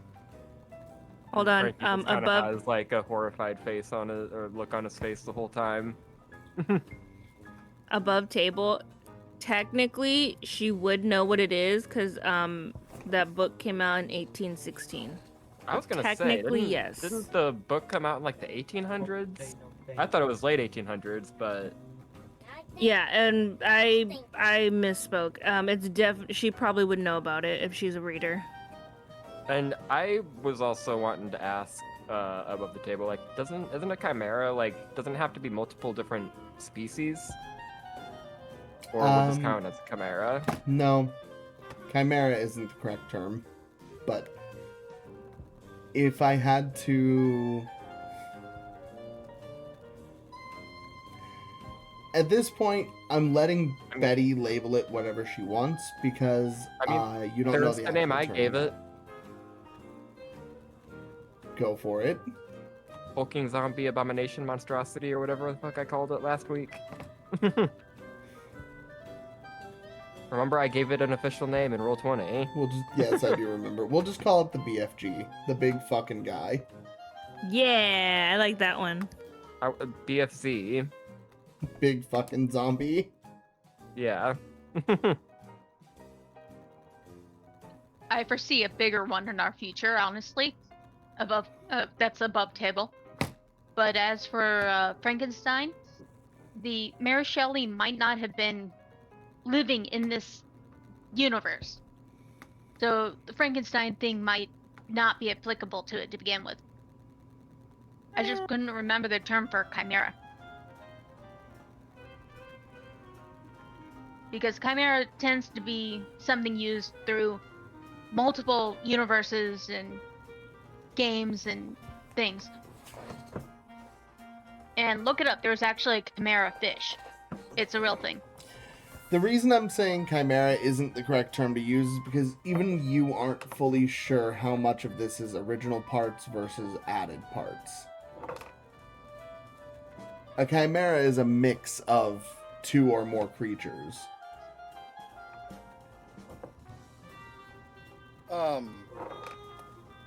Just so I get this right.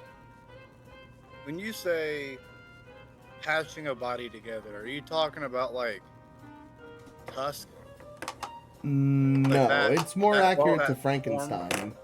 Okay, so the main reason that this wouldn't be considered a chimera is because it's not a fire-breathing monster from Greek mythology. No, I'm kidding.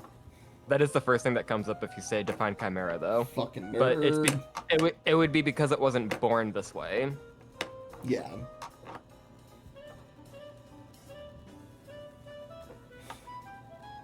If anything, you could almost compare it to a forced-made homunculus.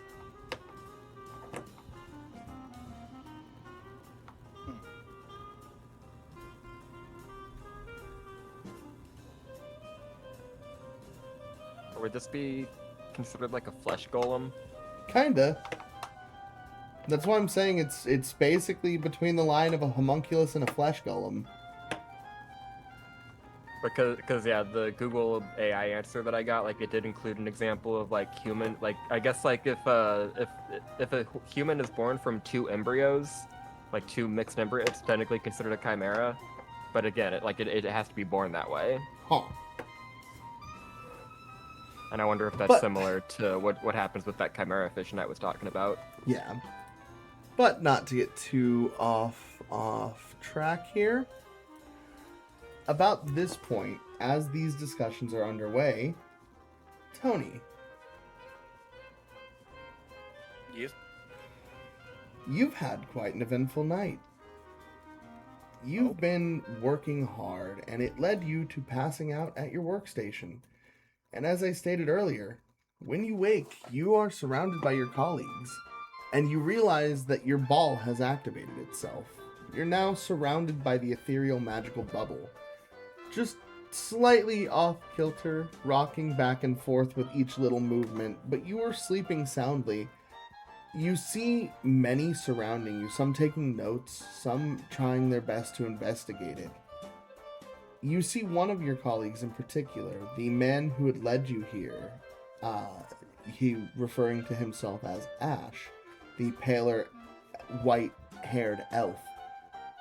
He gives kind of a curious look and just says, "My friend, what have you made?" It is my protection. You didn't mention you were Oh. working on this. You called it your Wonder Sphere.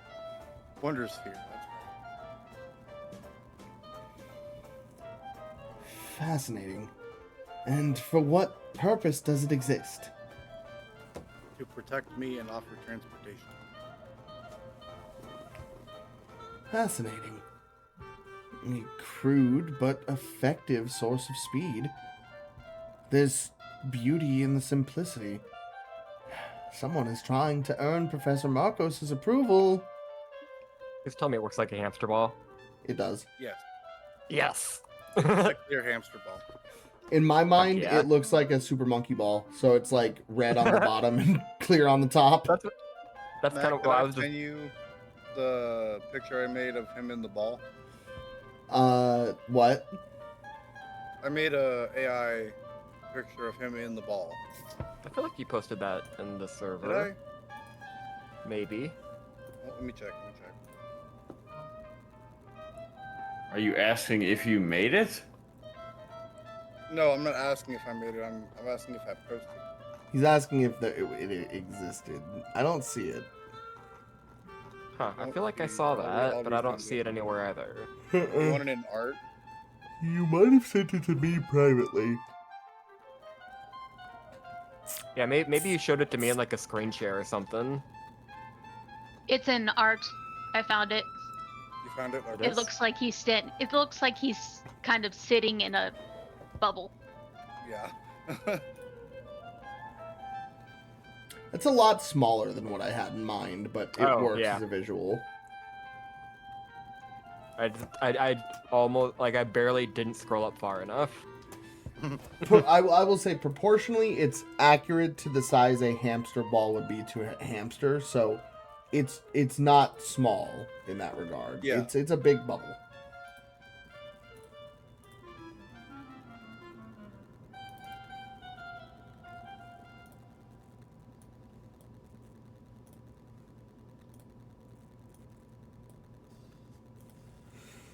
All right. But he says, someone is definitely trying to earn Professor Marcos' attention. What is your plan with all of this? Are you going to try and show it off for approval? Yes. Well, you better go now. The current meeting is underway. The next isn't for another month.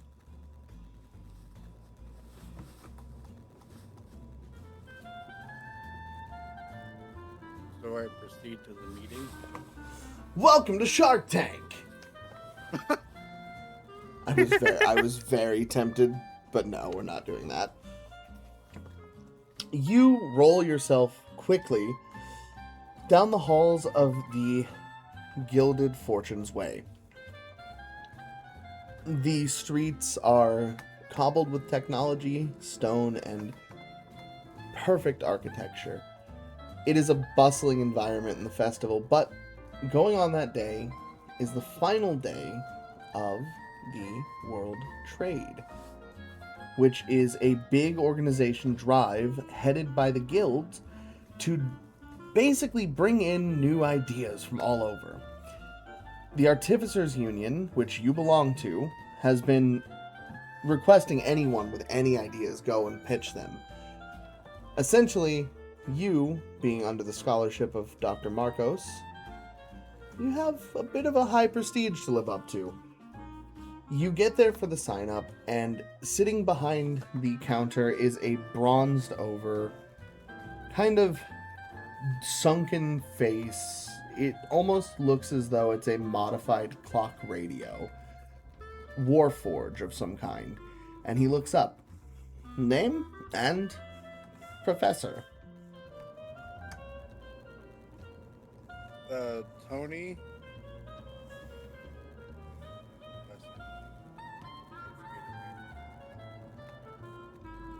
Was it Ash? No, that wasn't my professor. That's your colleague that recruited you. Right. Your professor is Dr. Marcos. Dr. Marco. From the Prestige Magical Academy. And what invention will you be presenting? My Wonder Ball. He kind of looks up and down at the invention, and out of his mouth a ticket prints. And it falls to he would hand it to you in kind of an automated way. As he extends his hand and you're in this ball, you can't reach up and grab it. The ticket just falls from his fingers onto the floor, and he says, "You are this number. Please wait your turn. When number is called, enter the arena and present idea to the judges. Best of luck, young inventor." Thank you. Do you open the ball to pick up the ticket, or you just look at the number and roll off? No, I pick up the ticket. Okay. Are you staying in the ball? Yes. All right. So, you watch several go before you. this huge expose of many people showing off incredible inventions. You watch as a young recruit who's clearly enlisted from the Citadel's Magic Academy and military division steps forward, and he begins showing off a new variety of magical boots. These boots seem to enhance combat potential by allowing him to leap further, run harder, essentially stick to walls and jump off of them with great ease, allowing mobility to increase. A lot of the judges are very impressed by the practicality of his pitch, hearing that he plans to essentially market them solely for the military purposes and the war effort relief. You begin to understand that you're going to need to come up with some talking points and an actual purpose for this thing to exist that could help people if it was actually, manufactured. Okay, above game, my thought process on the being a vehicle and mode of transport is also that in my head it makes it easier because you can just kind of stride with it instead of having to, walk or run. Do me an Arcana check, please. That is supposed to be D20. Mm-hmm. Okay. I get to the app. Wait. Thank you.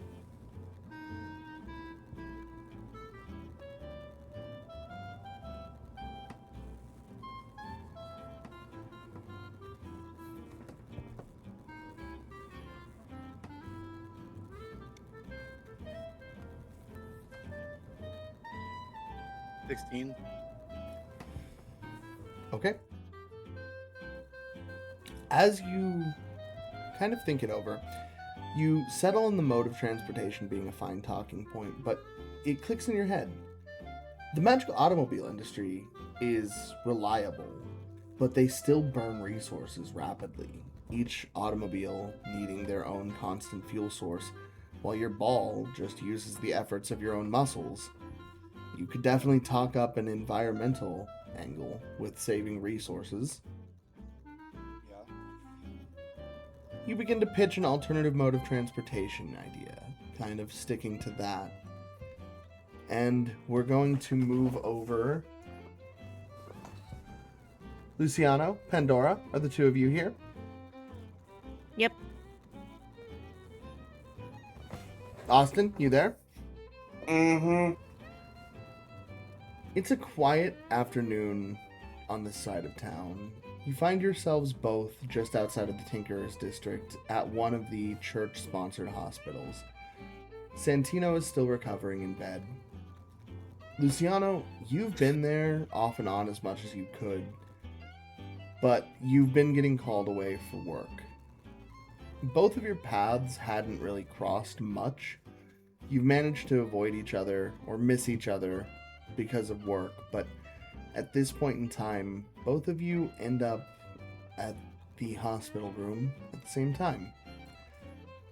Pandora, as you walk in to check on things, you see that Luciano is actually still here for once. Dialogue opens between the two of you. Oh, hey. I figured you'd be gone. Well, that's because usually I am. Day off? That's a joke, right? Yeah, it's a joke.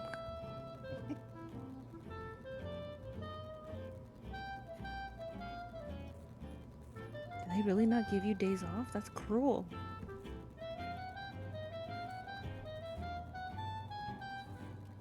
I can't imagine getting a day off as a gang member. Oh yeah. Forgot about that. Now I've been spending the majority of my time doing collections. Oh, lovely. I promise I won't ransack your place. Well, thanks for the reassurance.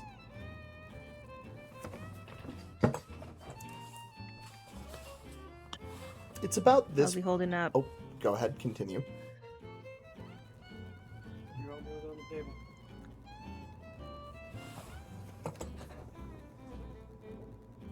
She continue for with it. that. Yep, go ahead.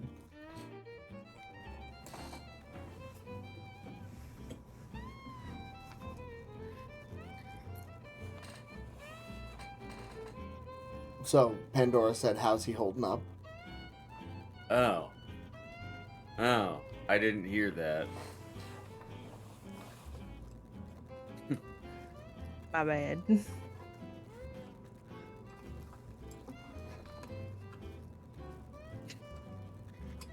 Oh, well, he's not entirely there yet, but from what I hear, he's on the mend. Well, that's good. I'm sure he'll be up and about and dealing with more bosses soon.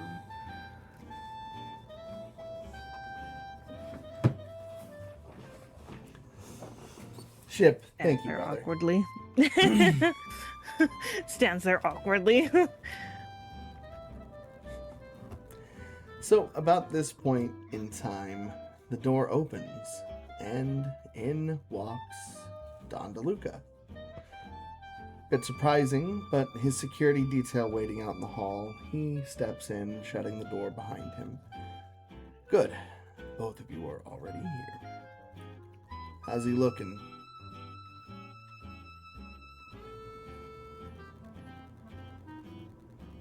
He's getting better. Slowly. But he's not dead yet. We just got a follow-up from a lead at the Gilded Lily. Some interesting stuff is going down. I want you to head down there.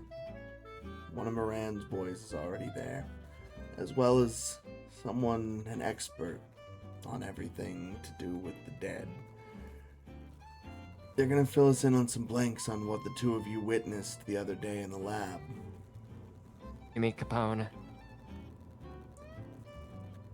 Yes, Capone, I apologize. Oh, like I assume you were talking about me.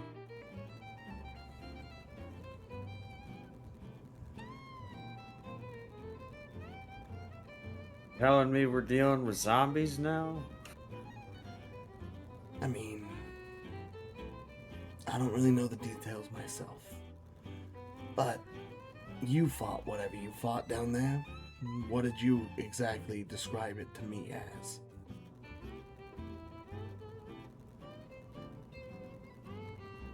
I wouldn't know, because I wasn't the one describing it. Well, how would you describe it?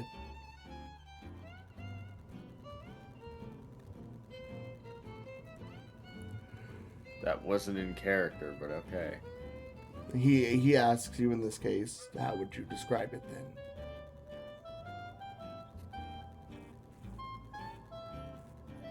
Hell if I know. An oversized, overconfident monstrosity. You speak like it had an ego. We killed it, didn't we? That's not what I mean. You call it overconfident. The others say it was pretty mindless.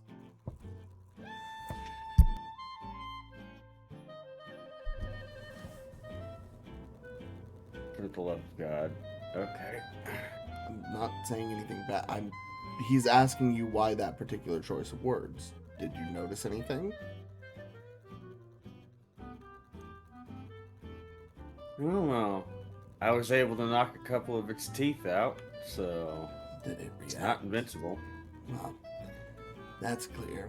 It wouldn't have gotten its block ripped off if that was the case. I'm asking, did it seem to have a consciousness?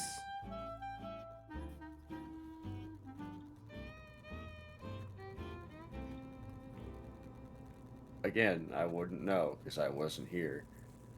You were in the beginning of that fight. In the beginning, it was pretty mindless.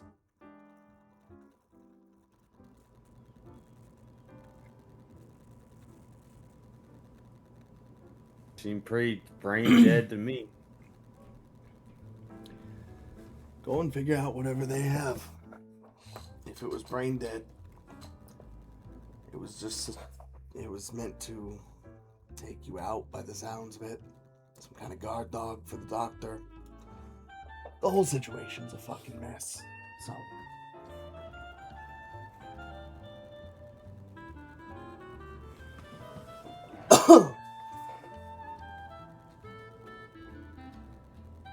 Anything you'd like to add over there? He's gonna look over to you, Pandora.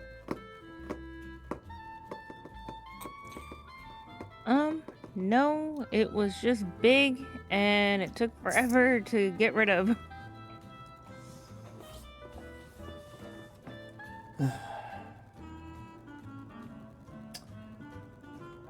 If this thing is gonna be a common occurrence, then we're gonna need bigger guns. That's an understatement. Go and It was find out. very strong. Well, it's good that the two of you made it out alive. What happened to him after you separated? Ever get any word? Above table, who are you referring to? Santino.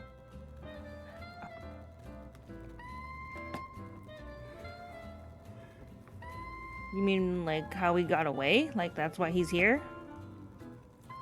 Well, you say all of you got separated when the lab started collapsing.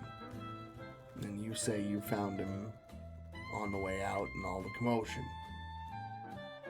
Was there anything else that might have happened in between?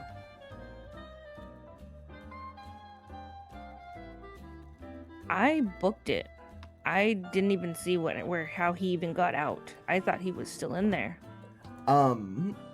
Above table, how we basically kind of wrote it in the end here is you were the one that found Santino as he was basically pushed out of the tunnel by the explosion. Well, from what I remember, he got out through a vent. Like something came out of a vent So it was... and helped him out. It was... The lab was collapsing. Yes. Lupine was there, but obviously for his own intent and purposes. He kicked open the vent, hearing Santino beating on the door. Mhm. They got out. The lab exploded, and they had to outrun the explosion that still knocked Santino out. Yeah. And then he was Because basically jettisoned from the vent shaft into the outer street. Yeah, because when I found him, he was upright and just like walking weakly. Yeah. So essentially, the intention is like he was concussed and really out of it, and you found him essentially wandering looking for help. Yeah. Okay, cool. I wasn't hallucinating. I was like, wait, No, if I you're good. remember correctly. We had talked vaguely about it, but it was kind of more of a we're just gonna use a fill in the gap kind of flashback thing. Yeah. So all of you ended up separated. Pretty much. So we got no lab to investigate. We got one corpse to look over. And a missing doctor who might be behind all this bullshit. This whole fucking day is already turning into a mess.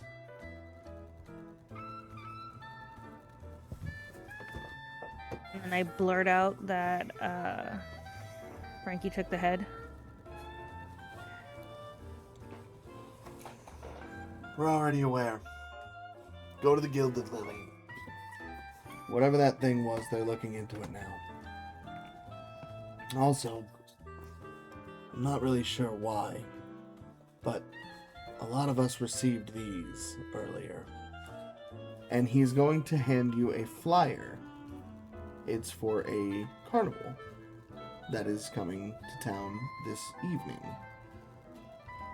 There is something about this particular poster that draws your attention, Pandora.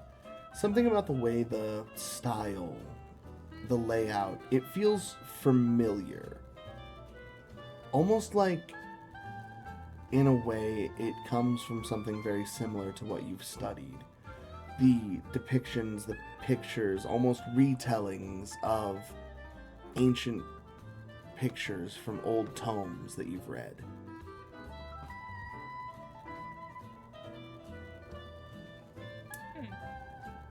Luciano, the name catches your eye in particular.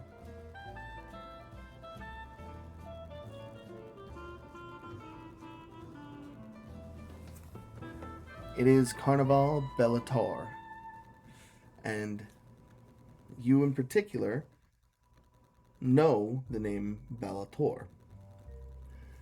Back in your running days on the streets before you were picked up by the DeLucas, Bellator was a horrifying woman. She was half Minotaur. She was immensely strong. And she used to run the street gang that you and Santino would do odd jobs for when things got hard. In the beginning, it was profitable, but you very quickly realized how much of a psychopath she was. You remember she operated things much like a ringleader. The ones that worked for her personally all had a bit of a circus motif, often harlequin in nature or clownish, some animal tamers, so on and so forth.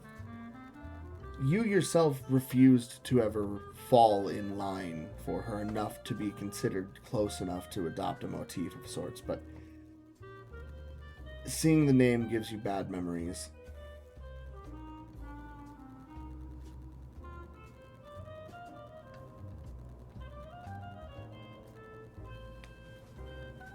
This will be interesting.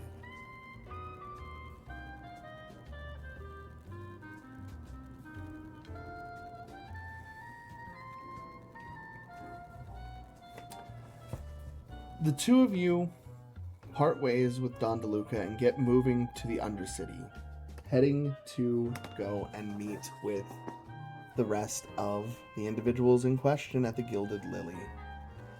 The two of you arrived at the same site the others did, a decrepit building with a unique-looking graffiti-covered facade. The logo, the freshest-looking thing on the building. And as each of you walk up the stairs, you see, now quite a bit drunker than he had been before, an interesting-looking man, dressed partially like a Ronin with a samurai's blade, yet underneath is a traditional white-collar suit and tie.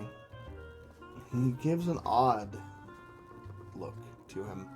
He's drinking from a traditional-style gourd, and the smell wafting off of him is heavy with alcohol.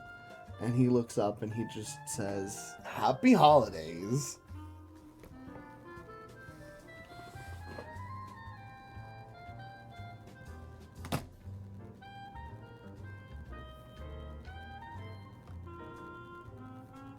This is you and Pandora, Luciano.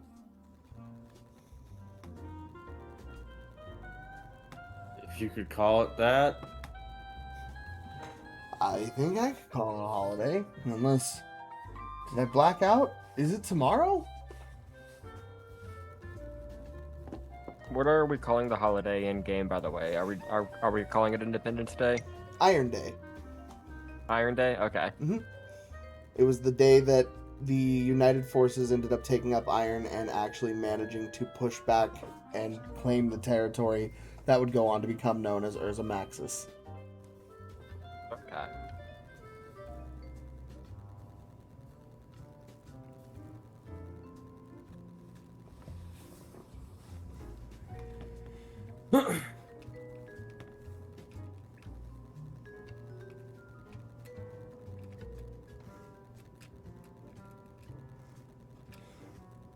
But yeah, Pandora, Luciano, this is the two of you in dialogue.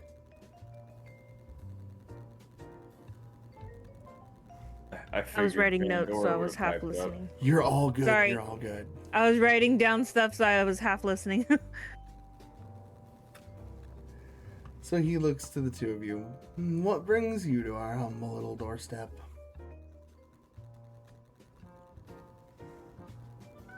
And we're down at the, what is it? The Gilded Lily. Gilded. Well, I was forced to come here. But we gotta talk to somebody about something that we may have come in contact with. If time flows the way it does, aren't we all technically forced from one point to another? You know, you're not entirely wrong, but I was actually forced to come here. I kind of have to help, because I'm now involved. Well, that kind of sucks. Yeah. What about you, big man?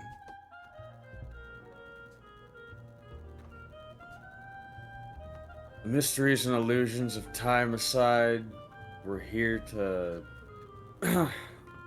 we're here to speak with somebody about that thing that we dealt with in the lab. Oh, you're our other guests for the day. Yeah, no problem. And he's gonna stand up and he's gonna pull out 3 shot glasses and pour one for each of the 3 of you.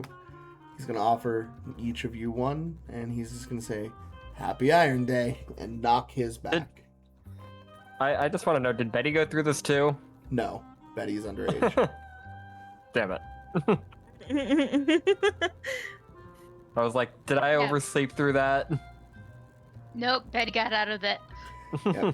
He's smart enough to know who to offer a drink to and who it wouldn't be allowed to.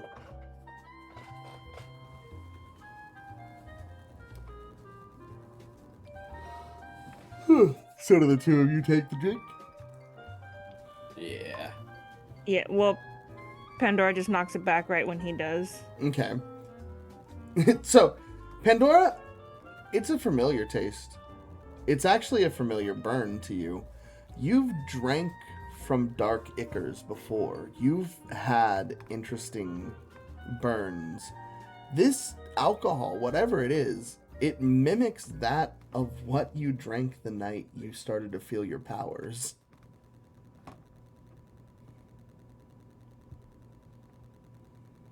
Ooh. Where'd you get this? You drank gasoline to get your powers? No, you're not gonna judge me, okay? Tomato, potato. Are you sure you're not just hallucinating everything you do? You know, Yeah, you're all hallucinations. Pandora's just been tripping balls since the first session. there we go. You know, some people you drink absinthe, I drink this. We're still high on gas fumes. There we go. We are all Pandora's fever dream. Yeah. Fun fact, Pandora's just been doing spice and running around yelling at people. God. There we go. He will look up and just say, family, a Jigen family recipe. Unfortunately, I can't pass it on. Interesting. Hands over the shot glass.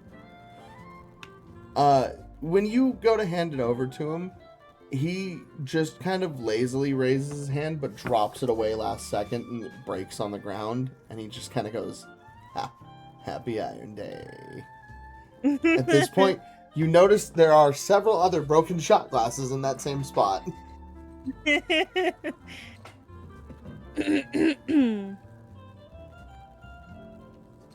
Luciano, Behind day. you knock yours back then? Yep. You are not as used to... You're a drinker, but this catches you off guard a bit. You don't have to roll anything, but you do kind of... You're able to kind of play it off, but your eyes are definitely watering. I'll take a whole bottle of that. A whole bottle might just kill you, buddy. And as he says this, he's going to take the quart of the gourd and just put it up to his lips, taking a very long swig.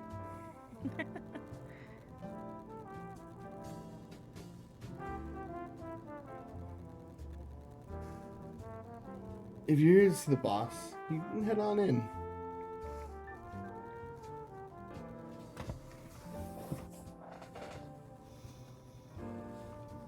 Pandora follows behind and poofs up a shot glass. Let me get another. God. He's gonna pour you another. If you drink it, I will need a Constitution saving throw. Okay, let's see. Where do I find that? So it's one of those ability bonuses. So you're just gonna look at your Constitution score. You're gonna roll a 20, and then add the smaller bonus under the Constitution. Make sense? If I could find it?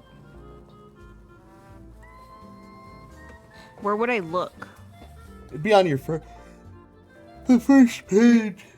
Constitution will be along with like strength, dexterity, wisdom, all those.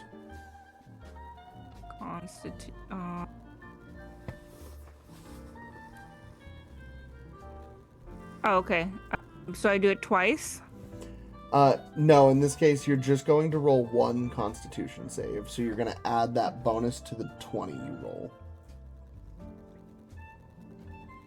Oh, hell yeah. 14. Oh, hell yeah. Okay. So you're fine. You're a bit tipsier than you meant to be, for sure.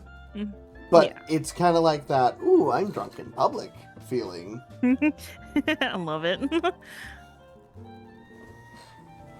So yeah, you guys step in. You're definitely feeling a little bubbly right now. And as you step in, you do see a peculiar sight. At this point in the time that everyone's been waiting, an odd game has started with the corpse and the head that remains.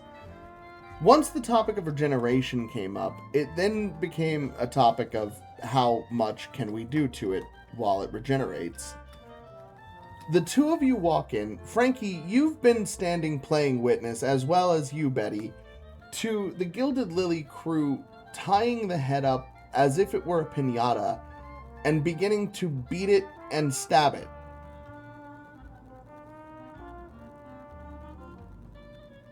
Oh my god. Afternoon, folks!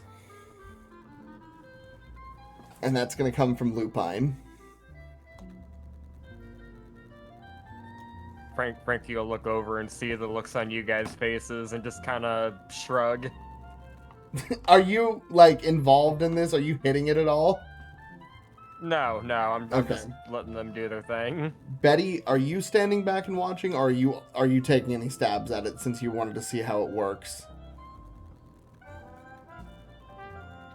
Betty is examining its reactions as people are beating on it. Betty is almost, in a way, guiding them to inflict specific wound on it. Yeah, Okay, all of you are watching this. Go ahead.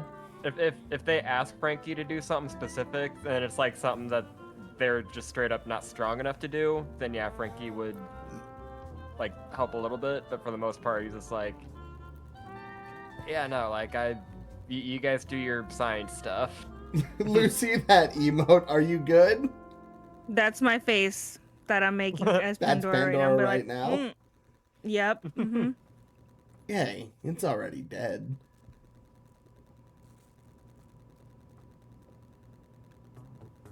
If it's dead, why is it still moving?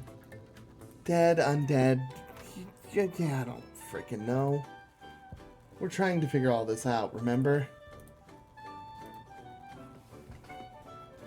He's gonna toss down the piece of wood that he was hitting it with, and he's just going to look at the two of you. How can I help you?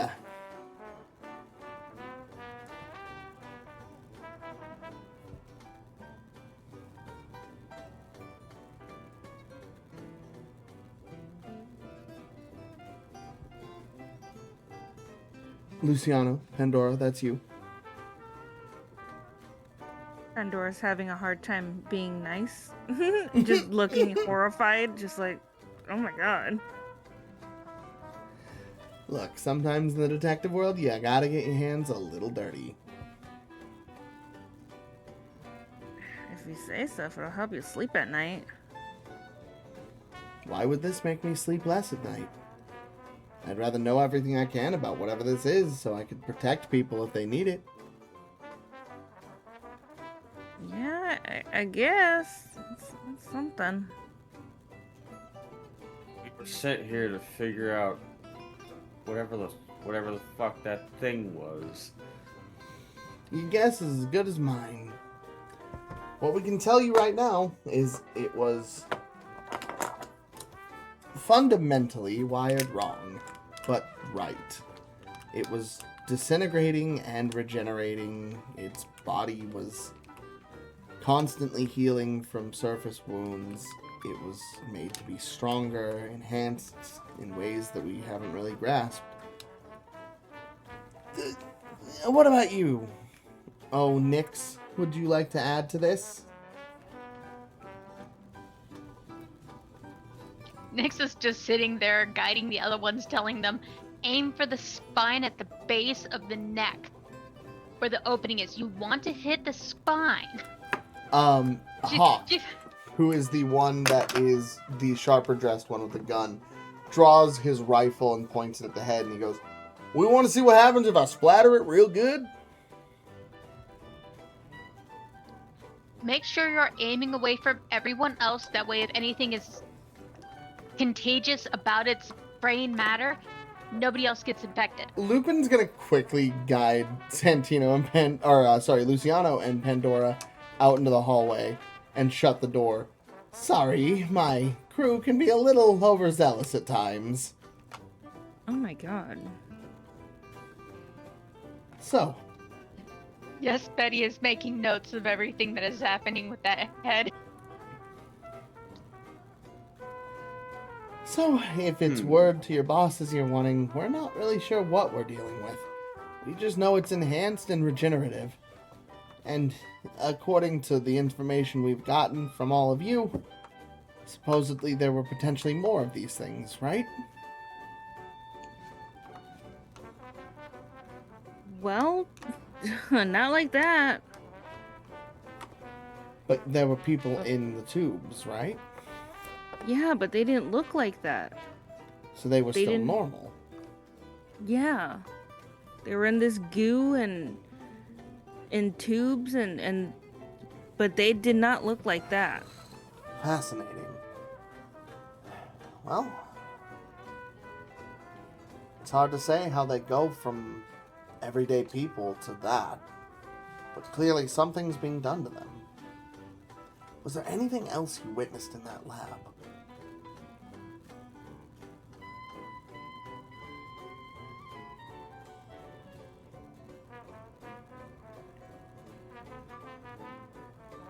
Oh. Okay. When my friend was down there when I first saw all of this happen. In this whatever lab, whatever it was, down at the academy.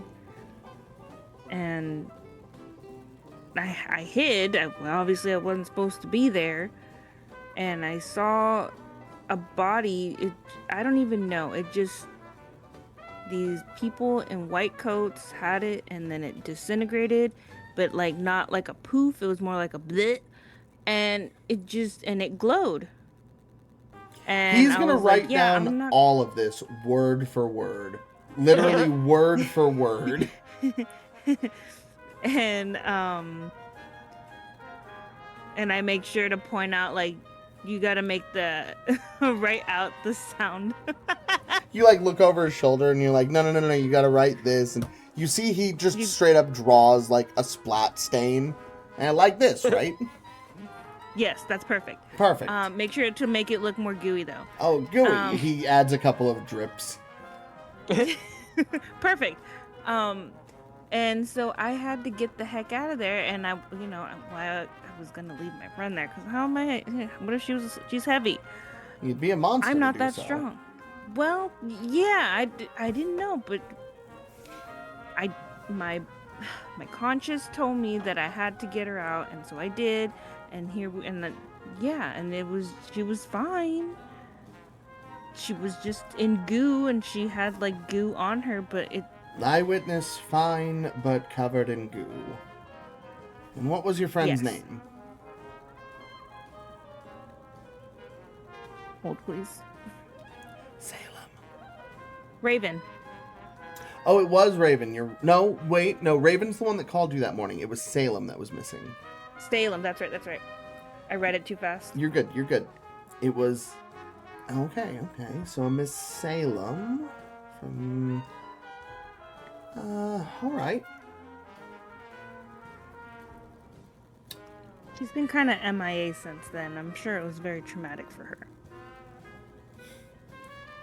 Well, if you don't mind, I may need to come and talk to That's someone. perfect, Dragon. For fuck's sake. Just like that. I may swing by to talk to her at some point. Where would be a good location to potentially find you? Find me. Yeah. Well, I mean, I spend most of my time at work at my tailor shop, and the other half I'm sitting with Santino, And where were you who's before? currently in the all hospital.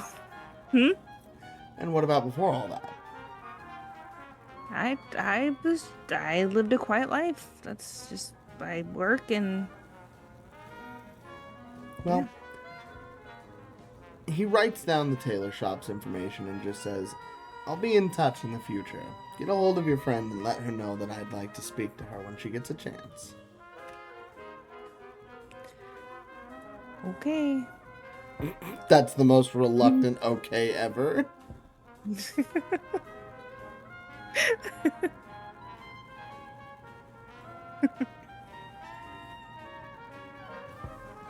So, Listen, I do have a request. go ahead. If I may. Do not involve the shop, the tailor keepers. They're not a part of this. They don't even know what's going on. Madam, discretion is my middle name. Is it really? That's kind of weird. He's gonna Your hand you parents his, just thought that up. he's gonna hand you his business card, and indeed it does say Lupine D. Arsane. Interesting. And then just walk or like turns away. You're just to, gonna like- walk away hardcore at that Yeah, point. I'm like, okay.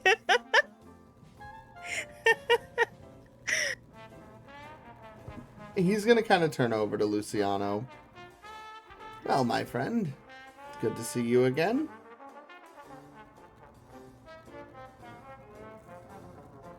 To handle your liquor yet? Nope, have you learned to handle yours?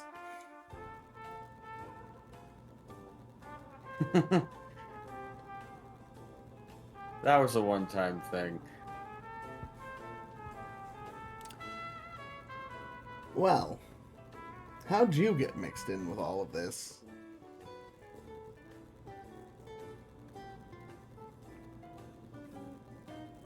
We were asked to investigate the situation, and then we ended up fighting that thing.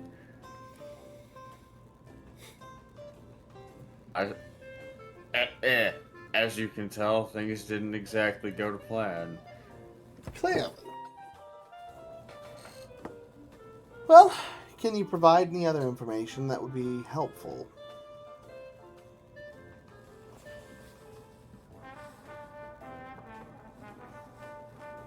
Above table, not really. The only thing that hasn't been mentioned is... Yeah, outside of that, you would probably keep anything else to yourself. So, I hear your brother took a pretty bad hit.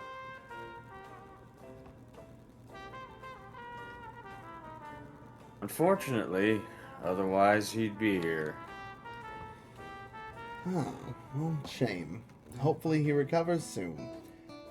Once he does, I'd like to sit down and talk with all of you again. If that's alright.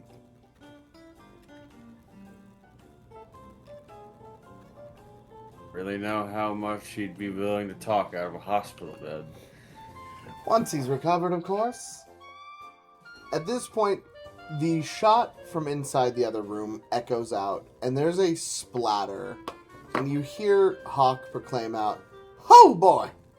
A lot of brains in there."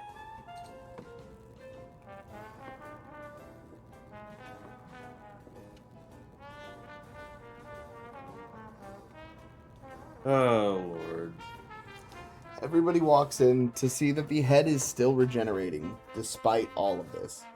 the flesh and sinew melding and morphing back together, snapping back into place as if never torn.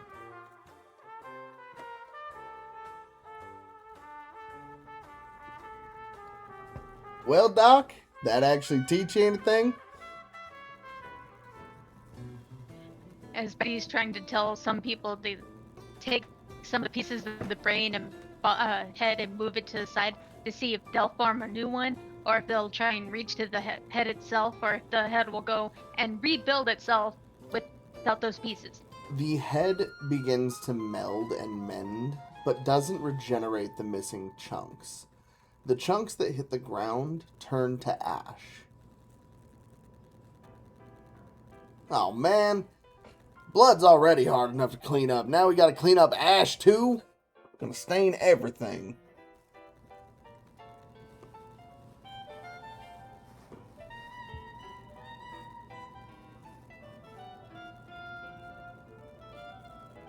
Quite the mess in here. Yeah, can we go? This is very unsettling for me.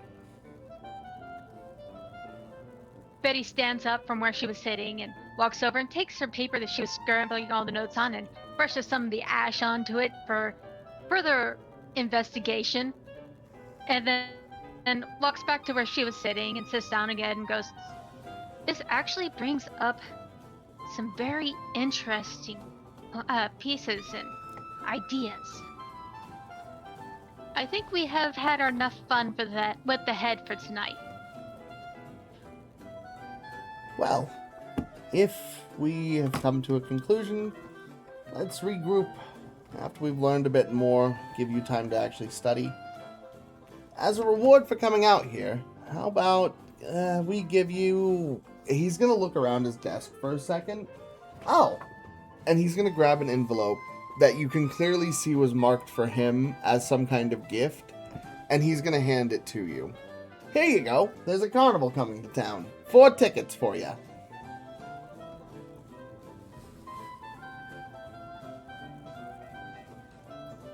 Who's he handed it to? Betty. But there's a ticket for each of you is the implication.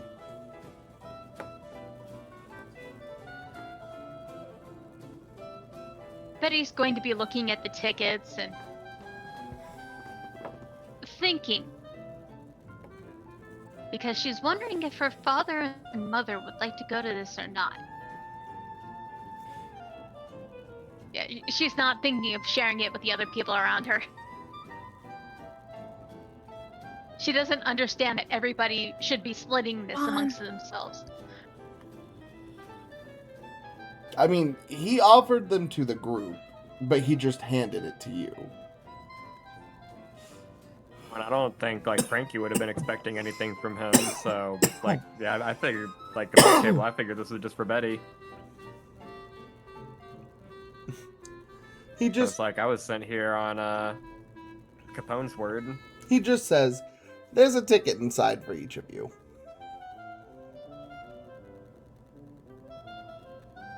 Hearing that point, she will go and realize, oh, so it's not just for me. Okay.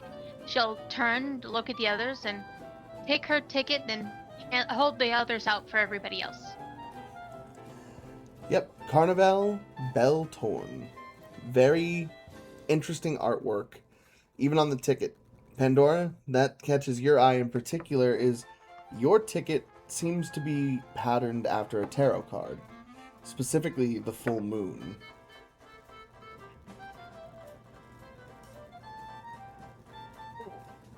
Luciano, your ticket is represented by the Hierophant symbol.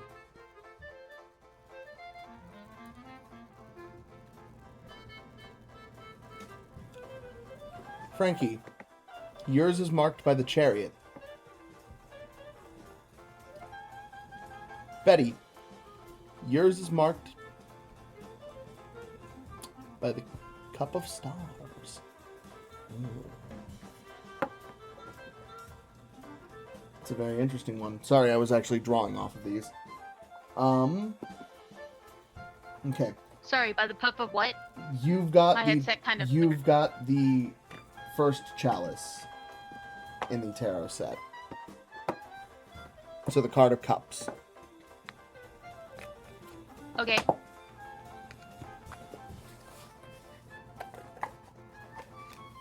Interesting things. Each of you feels a small pull as you take these tickets. Each of you feels not necessarily a desire, but you feel as though you should go.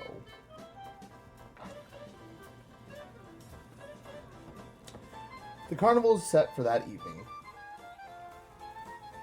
Each of you leaves to go and get ready. At this point in time, would anyone like to do anything as you all start to go your separate ways, leaving the Gilded Lily at the same time? I think Pandora needs a moment to collect her thoughts with this new information. Okay. Yeah, sorry if that last scene was a bit all over the place. Yeah. I guess I can just go to the hospital for a minute just to, like, since I didn't even go and fully check Yeah.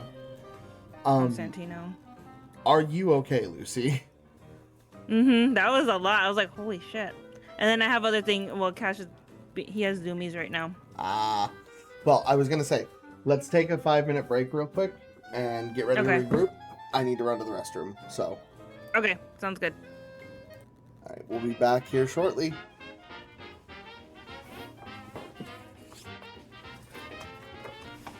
Okay, we're gonna go on a little BRB. I gotta get some foods. Be back.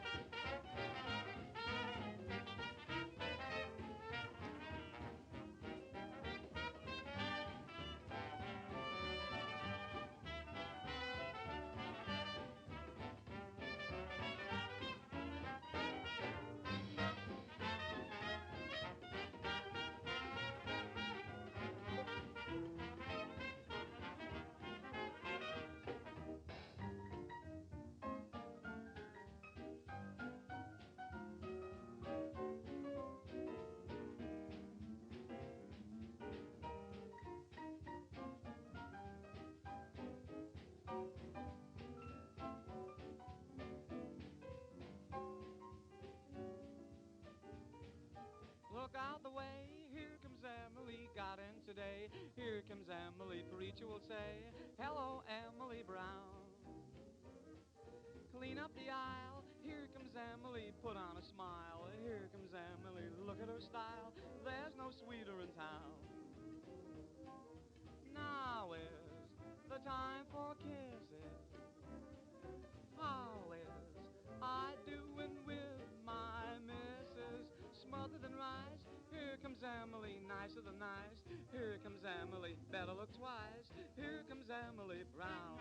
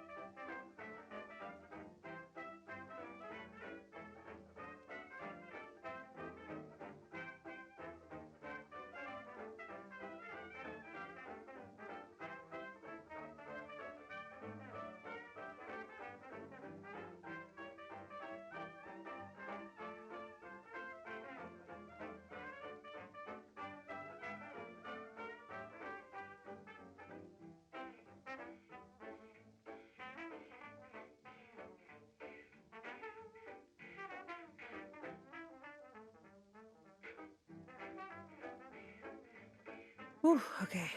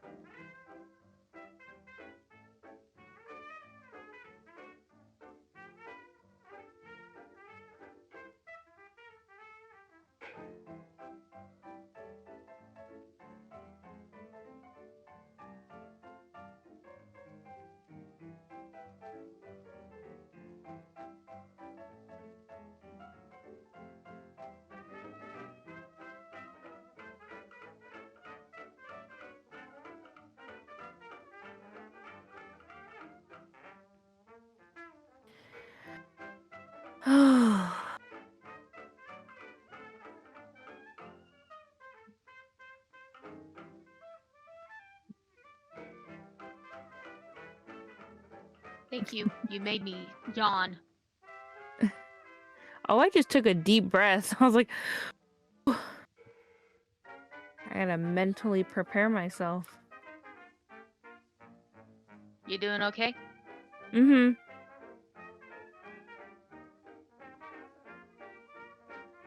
My brain is going like 5 miles a minute, and I know that doesn't seem fast, but I'm concentrating and I'm writing at the same time. And then my son's coming back and forth because he's got zoomies right now, but refuses to go run it off outside.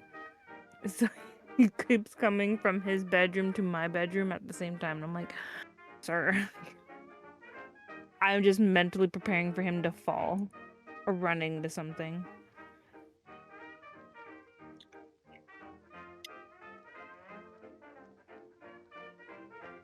You need one of those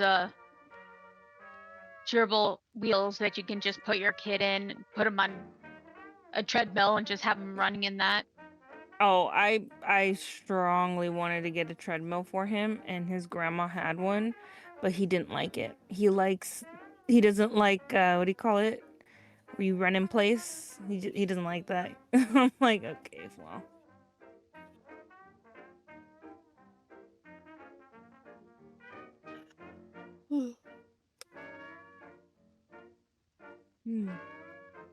That was a yawn.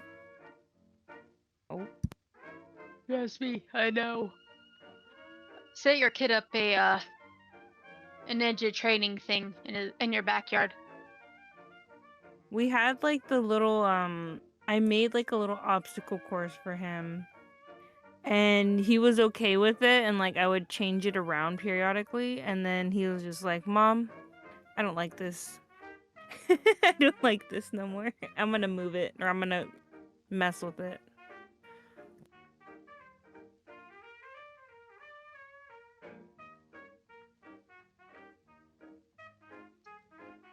Try some reverse psychology. Put a thing around it, pretty much barring it off. And I'm doing the finger quote thing as I'm saying that, and tell him he can't play on it anymore. He's not allowed That's to funny. anymore. It doesn't work like that. He's a 4-year-old. Yeah, but, so if you go and do that, it won't entice him to go and play on it. Oh no, my kid is very much a fuck around and find out kind of kid. So if you tell him he can't play on it and don't watch him, he'll go and play on it. Pretty much. He does the opposite usually. Yeah, that's reverse psychology. Yeah. Use that on him with the play area. See if that'll go and help him run it out. Because if you're he's not looking, hmm. if you're not looking, and he has something he can play on that he's not supposed to, maybe it'll go and entice him to go play on it. No, he will. Like I've told him before, do not touch this. Like something that we got specifically for him to play with. I'm like, okay, don't touch this, and then he'll look at me like, and he'll go touch it. So, That's It. where's Mac? I just got back. I think he went to the bathroom. Okay. But that's what I'm saying. You go and you put this like little um, garden fence around it, kind of thing, and you tell him he can't play on it anymore. And that'll entice him to go play on it because you're telling him not to do it. And that'll go and that'll help with his zoomies a bit, I hope. He's just a wild kid.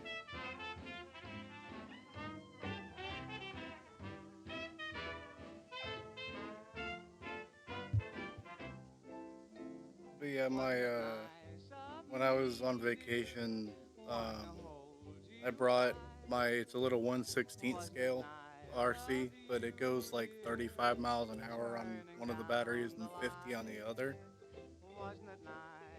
And then it's not indestructible, but it's pretty damn close. I let a 10-year-old play with it, running it on a skate park into concrete and metal bars for an hour, and it was fine. So I would talk to his parents, and I'm like, I'm willing to buy him one. And they're like, oh, his birthday's like tomorrow, and while we're on vacation. And I was like, oh, bet. Well, he'll have it soon after he gets home. And they just sent me the video of him getting it. Aww. That sounds so cute. It was funny. He goes, he sees the brand name on the box, and he goes, I know what it is. I know what it is. And his mom goes, all right, who's it from? He goes, Sam. It's cute. Giving folks the slip. Wasn't it nice? They put in throwing shoes and ride. Somebody left his foot in. Ouch, gee dear, wasn't it nice?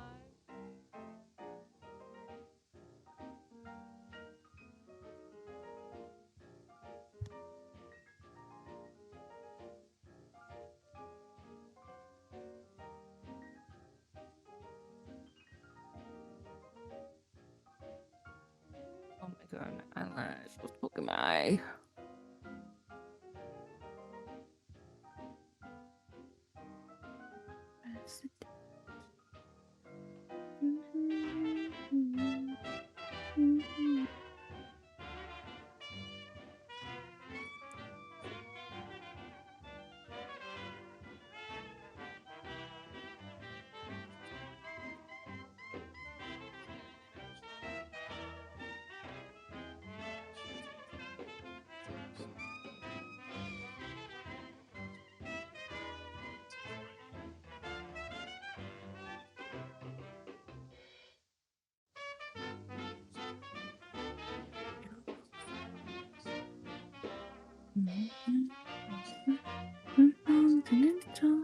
The diamonds are a girl's best friend.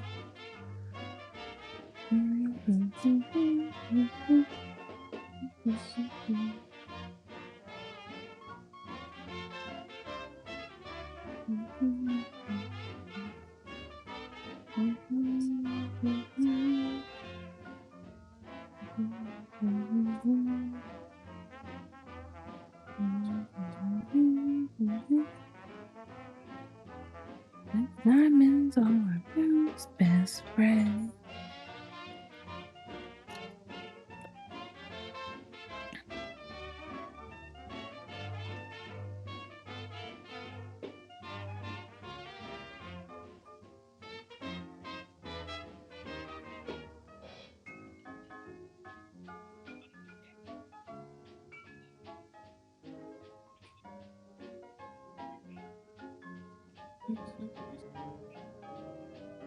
I've nothing but love to offer. There is Great. Now you wanna now you make me want to watch Gentlemen Prefer Blondes all over again. I had, it's one of my Huh? it's one of my favorites. I blame my parents for having me seen it before. Though you have It's to such a admit, good movie. Marilyn Monroe is a beauty.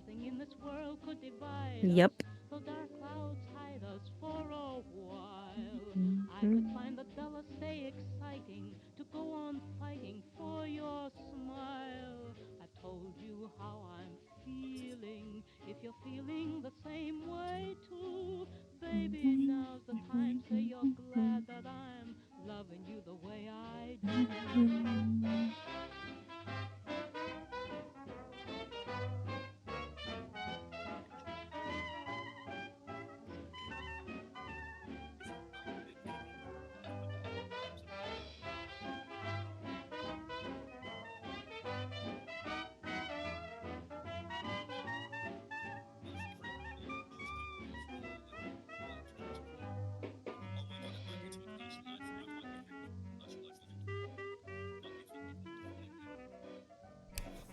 Okay, I'm back. Hello. Sorry about that. Oh, good. We all doing Welcome back. okay? Thank you. Yeah.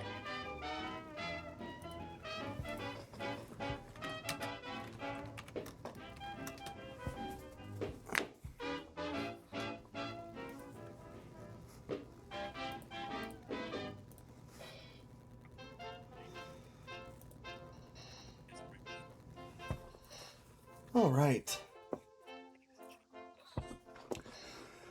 So, Pandora, Yes.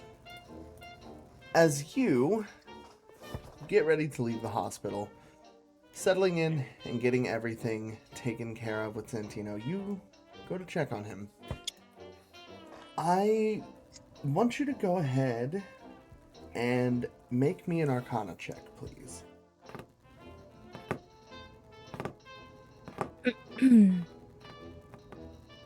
Yama. Yama. Oh my gosh, what it... Give me my things. Geeb. I don't know where my thing went.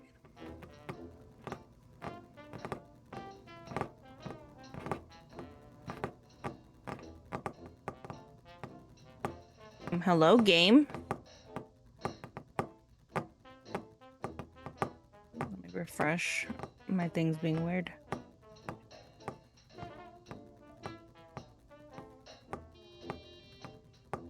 Give. Thank you. An Arcana check. That is correct. Well, you notice it pretty quick. The symbol that has appeared on his hand, it becomes more familiar. At first you weren't really sure what it was, but you're becoming aware of it now. You're becoming aware that this is the sign of a patron. Though it's not one you're familiar with. You quickly sketch it down, deciding to potentially hold on to that for later. It is an interesting symbol. It is that of a coiled snake biting the skull of a dead man.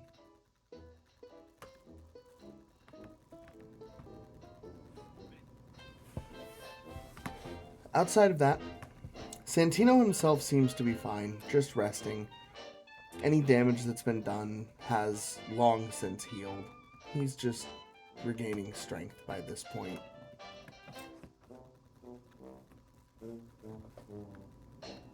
Is there anything you'd like to do before you leave?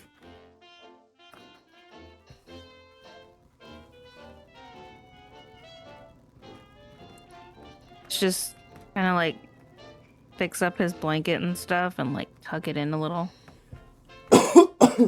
Okay.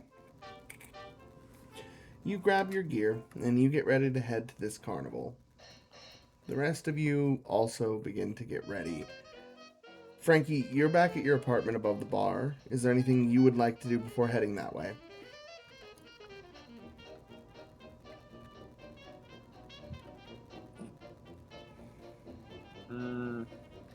No, but was also gonna say, like, we didn't we establish that Frankie lives above the old boxing gym? Or yes, the old boxing gym, not the bar. My bad.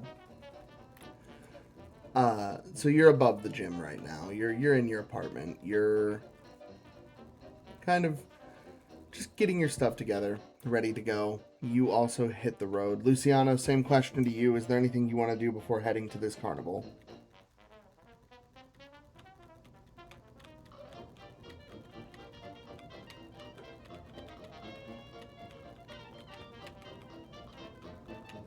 Hey, Okay.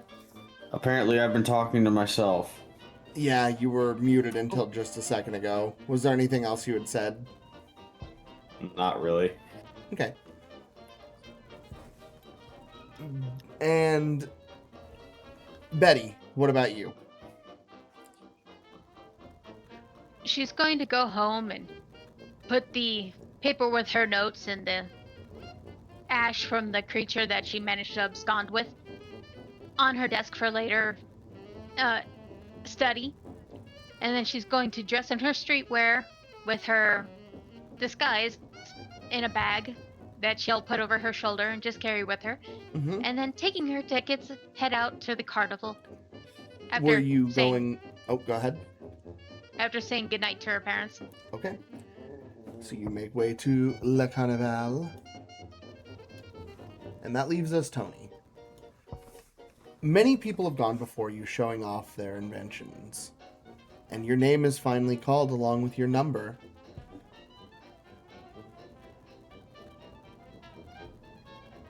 Hello.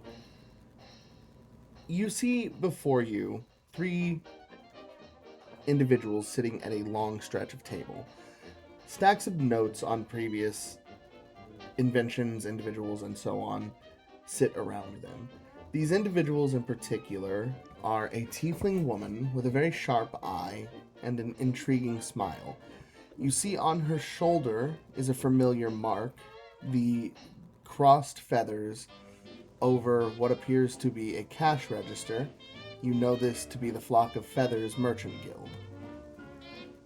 She seems to be a higher up of that guild. The second man, your own mentor, very familiar to you, Dr. Marcos.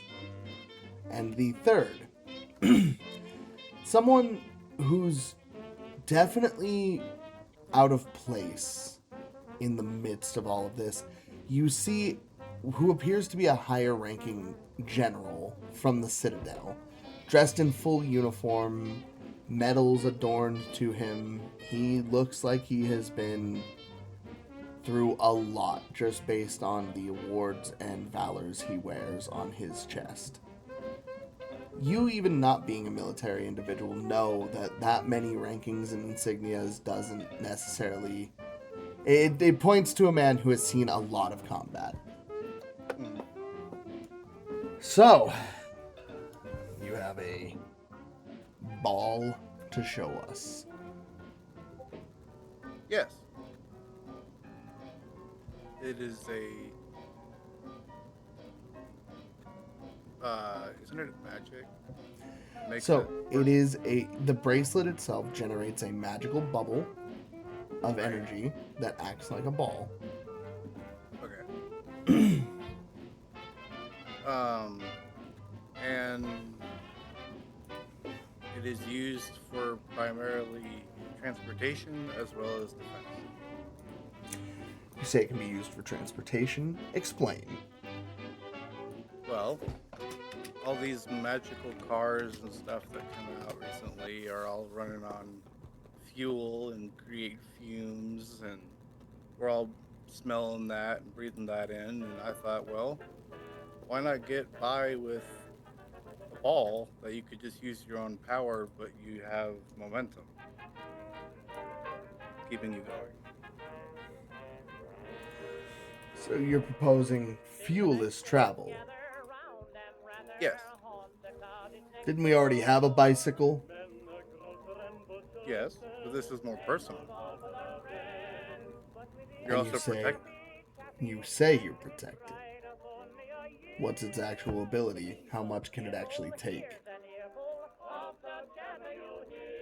Well, I jumped off the top of a however many story building with The doctor is gonna kind of look up and go, "I'm sorry, you did what, my boy?" it. Yeah, I wanted to see if it would take the fall. You could have done serious damage to yourself. Well, that's sometimes you gotta wager. How do you say this? Sometimes you gotta take bets. The general's gonna kind of look over at the doctor, amused, and just say, "If he's your boy, he's got more balls than you ever have, old man." So you say it survived a fall from upper stories. Do you know how much it can actually take? I forget. I haven't been shot at. You haven't learned how much it can actually withstand. Okay. No, I do not. So it's untested. Somewhat. I tested it by jumping off a building. In that case, would you be opposed to testing it again here? Sure. What do you have in mind?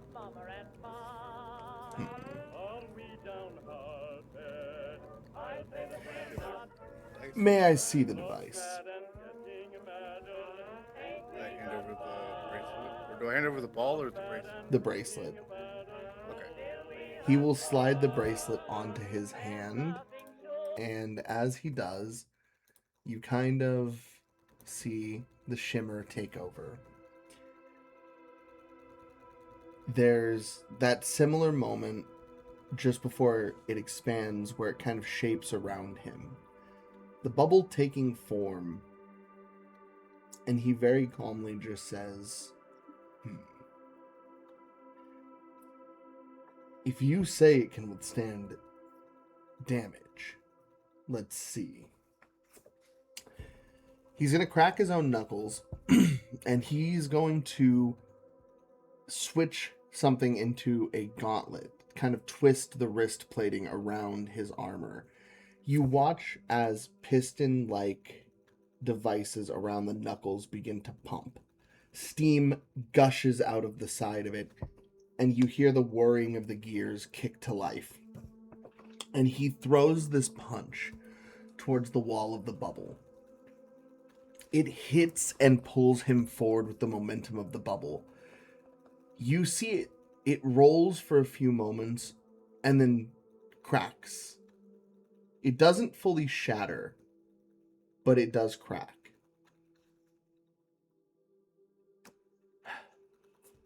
For a personal defense, it does a good job. It could definitely use improvement. But it has a lot of potential. What did you say your name was, son? Tony Tomes? And what exactly is your goal in coming here? Above game, is there such thing as like, what would you call, Morocco? What is his name? Who? My Oh, Looking Marcos. Marcos. I'm never gonna remember that for whatever reason. Write it down. What would you call him? Like a master, artificer?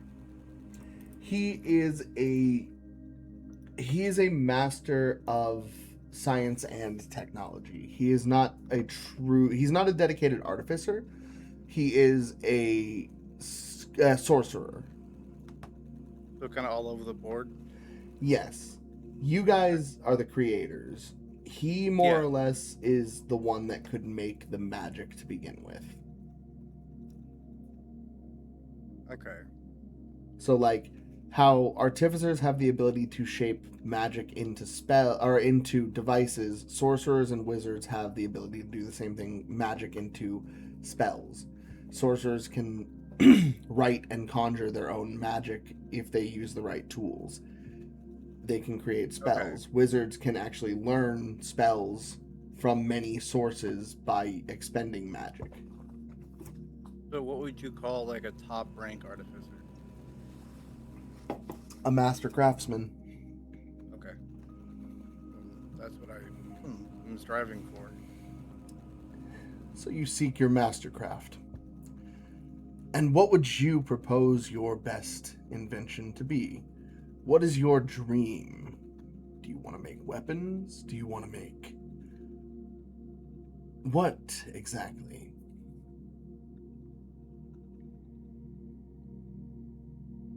I want to show the world what it's like to have a good time with little to nothing.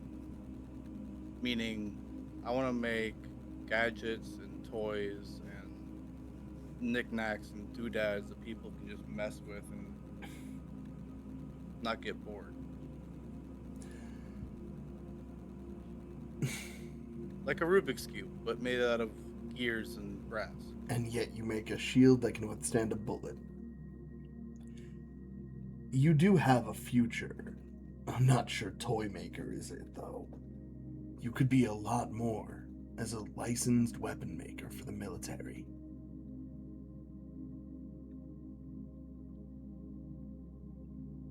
Dr. Marcos will speak up. You don't have to take that route. If it is craft you seek, there are many mentors around the city that could help, better than I ever could. But I'd be happy to sign your certification.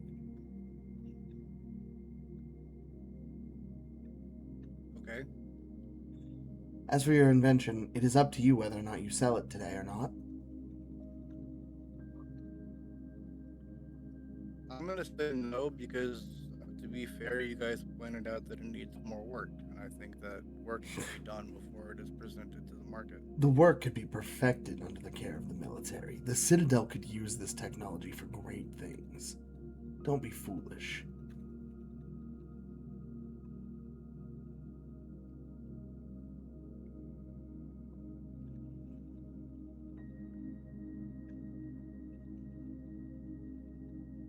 What's your offer? Come and work for me. I'll help you perfect your little ball. In return, you allow the Citadel to use your technology.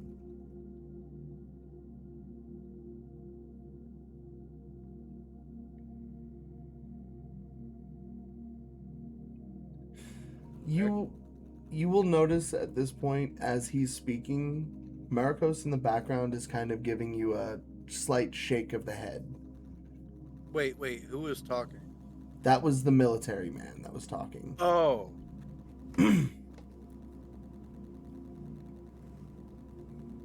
Krillin, we're good. How are you, brother? It's good to see you. Hi, Krillin. Yeah, I don't really want to go the military route. Okay, then you can say no to him. Yeah. You're all too soft-hearted for your own good.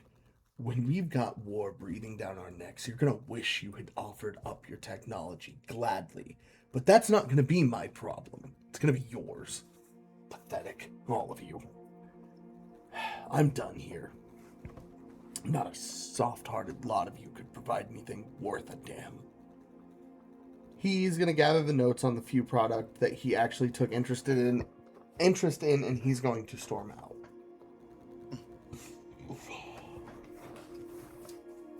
Be wary of individuals like him, says Professor himself, and he will sign off on your certification. I haven't known you long, but you did show potential pretty quickly. I'm looking forward to seeing what comes from you.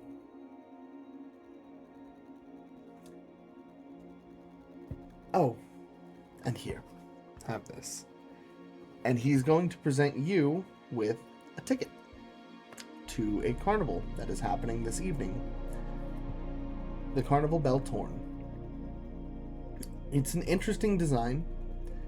You don't really know much about the tarot, but your card is represented by the symbol of the Fool.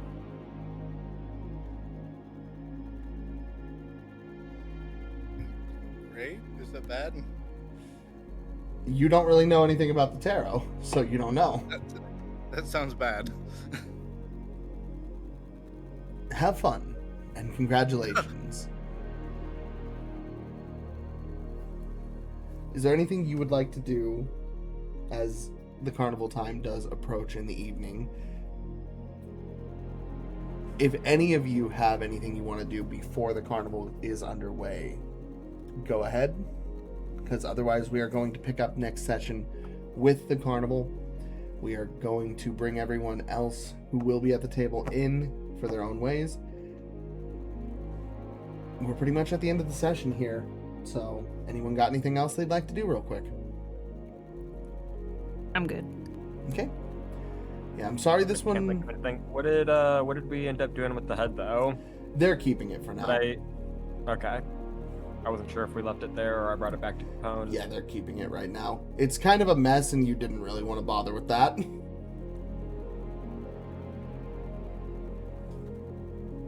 They didn't want to deal with it. Betty couldn't get her hands on it, so it stays where it stays. Were there any like notes that they made a copy of for me to bring back to Capone or anything? They can give you a small breakdown of what you guys have learned. I figured Frankie would be taking notes on everything in time. Well, I don't know if Frankie's necessarily the note-taking type, but for like he knows Capone would have wanted like it, yeah. Fair enough.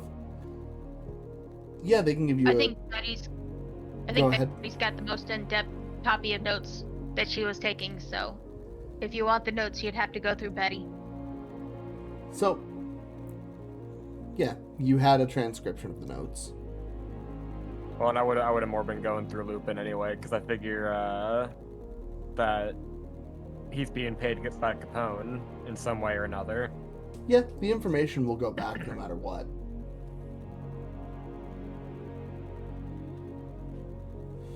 Alright. Everyone makes their way to the carnival. It is an interesting ground you see. Many colors, many lights, giant spotlights of multiple hues of red all around. The theming of the entire tent is that of a Feywild experience. Unique foliage and depictions of immensely powerful creatures and deities all over the walls. The main tent itself no longer resembles a tent on the inside, clearly some enchantment placed on the inside, making it resemble that of a giant tree hollow. The entire interior decorated like a fairy's court. And in the center, the stage in the arena set up, looking elegant with twinkling, dazzling lights dancing all around, and an elegant ringleader dressed in a beautiful dress. When she spreads her arms, it reveals that to look like a monarch butterfly. The carnival will kick underway. What twists and turns lay in the night for our party to come? What will bring this story to a conclusion or an escalation? Things in the city move at different paces, but they never stop. Whether the sun is up or down, the people, the machines, the cars, everything in automation moves. Just like the hands of time, just like the wheels of fate. Cards have been cast, the table has been set, and our party faces an interesting setting ahead of them. Only time will tell what comes next. In this city of marvels and machines, you'll just have to tune in next time, won't you? Thanks for joining us. And that's going to be the wrap-up for the week on D&D. Ooh, Kak's here. Welcome in, Kak!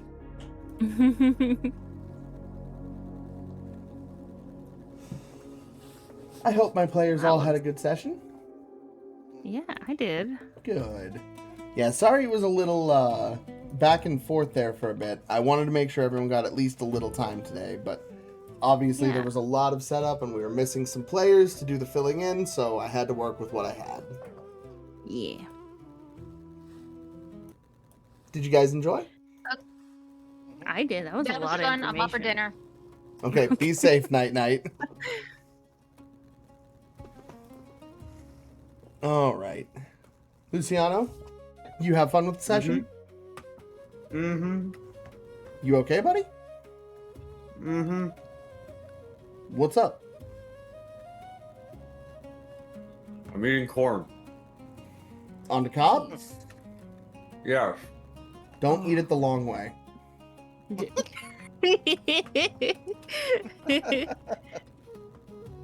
I'm not one of them freaks that eats corn the long way and is somehow able to bite through the cob itself. You eat corn the long way and bananas the short way. Yeah. Oh. Man bites the side of a corn dog.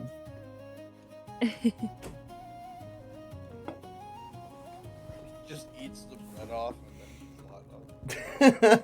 You pick the breading off and then you slurp the hot dog. Oh my gosh, that's crazy. I don't know how I feel about that. Makes me feel I put a weird. thought in my head that's not okay for Twitch. What, eating Have corn you dogs heard the what long I've way? said? Yeah, I was gonna say, between Lucy and Latte, I think we're okay. Picking the fucking bread off of a corn dog? God. Yeah. And then Then you slurp it down. You already went there. I don't have to. Oh. Well, Lucy, are you going to be doing anything else stream-wise today? I don't have any plans at the moment. I Okay. still have time. So. I have a feeling Kit went and passed out. I think so too. Or she's busy still, or whatever she's Potentially. doing. I'm gonna run and play Forza.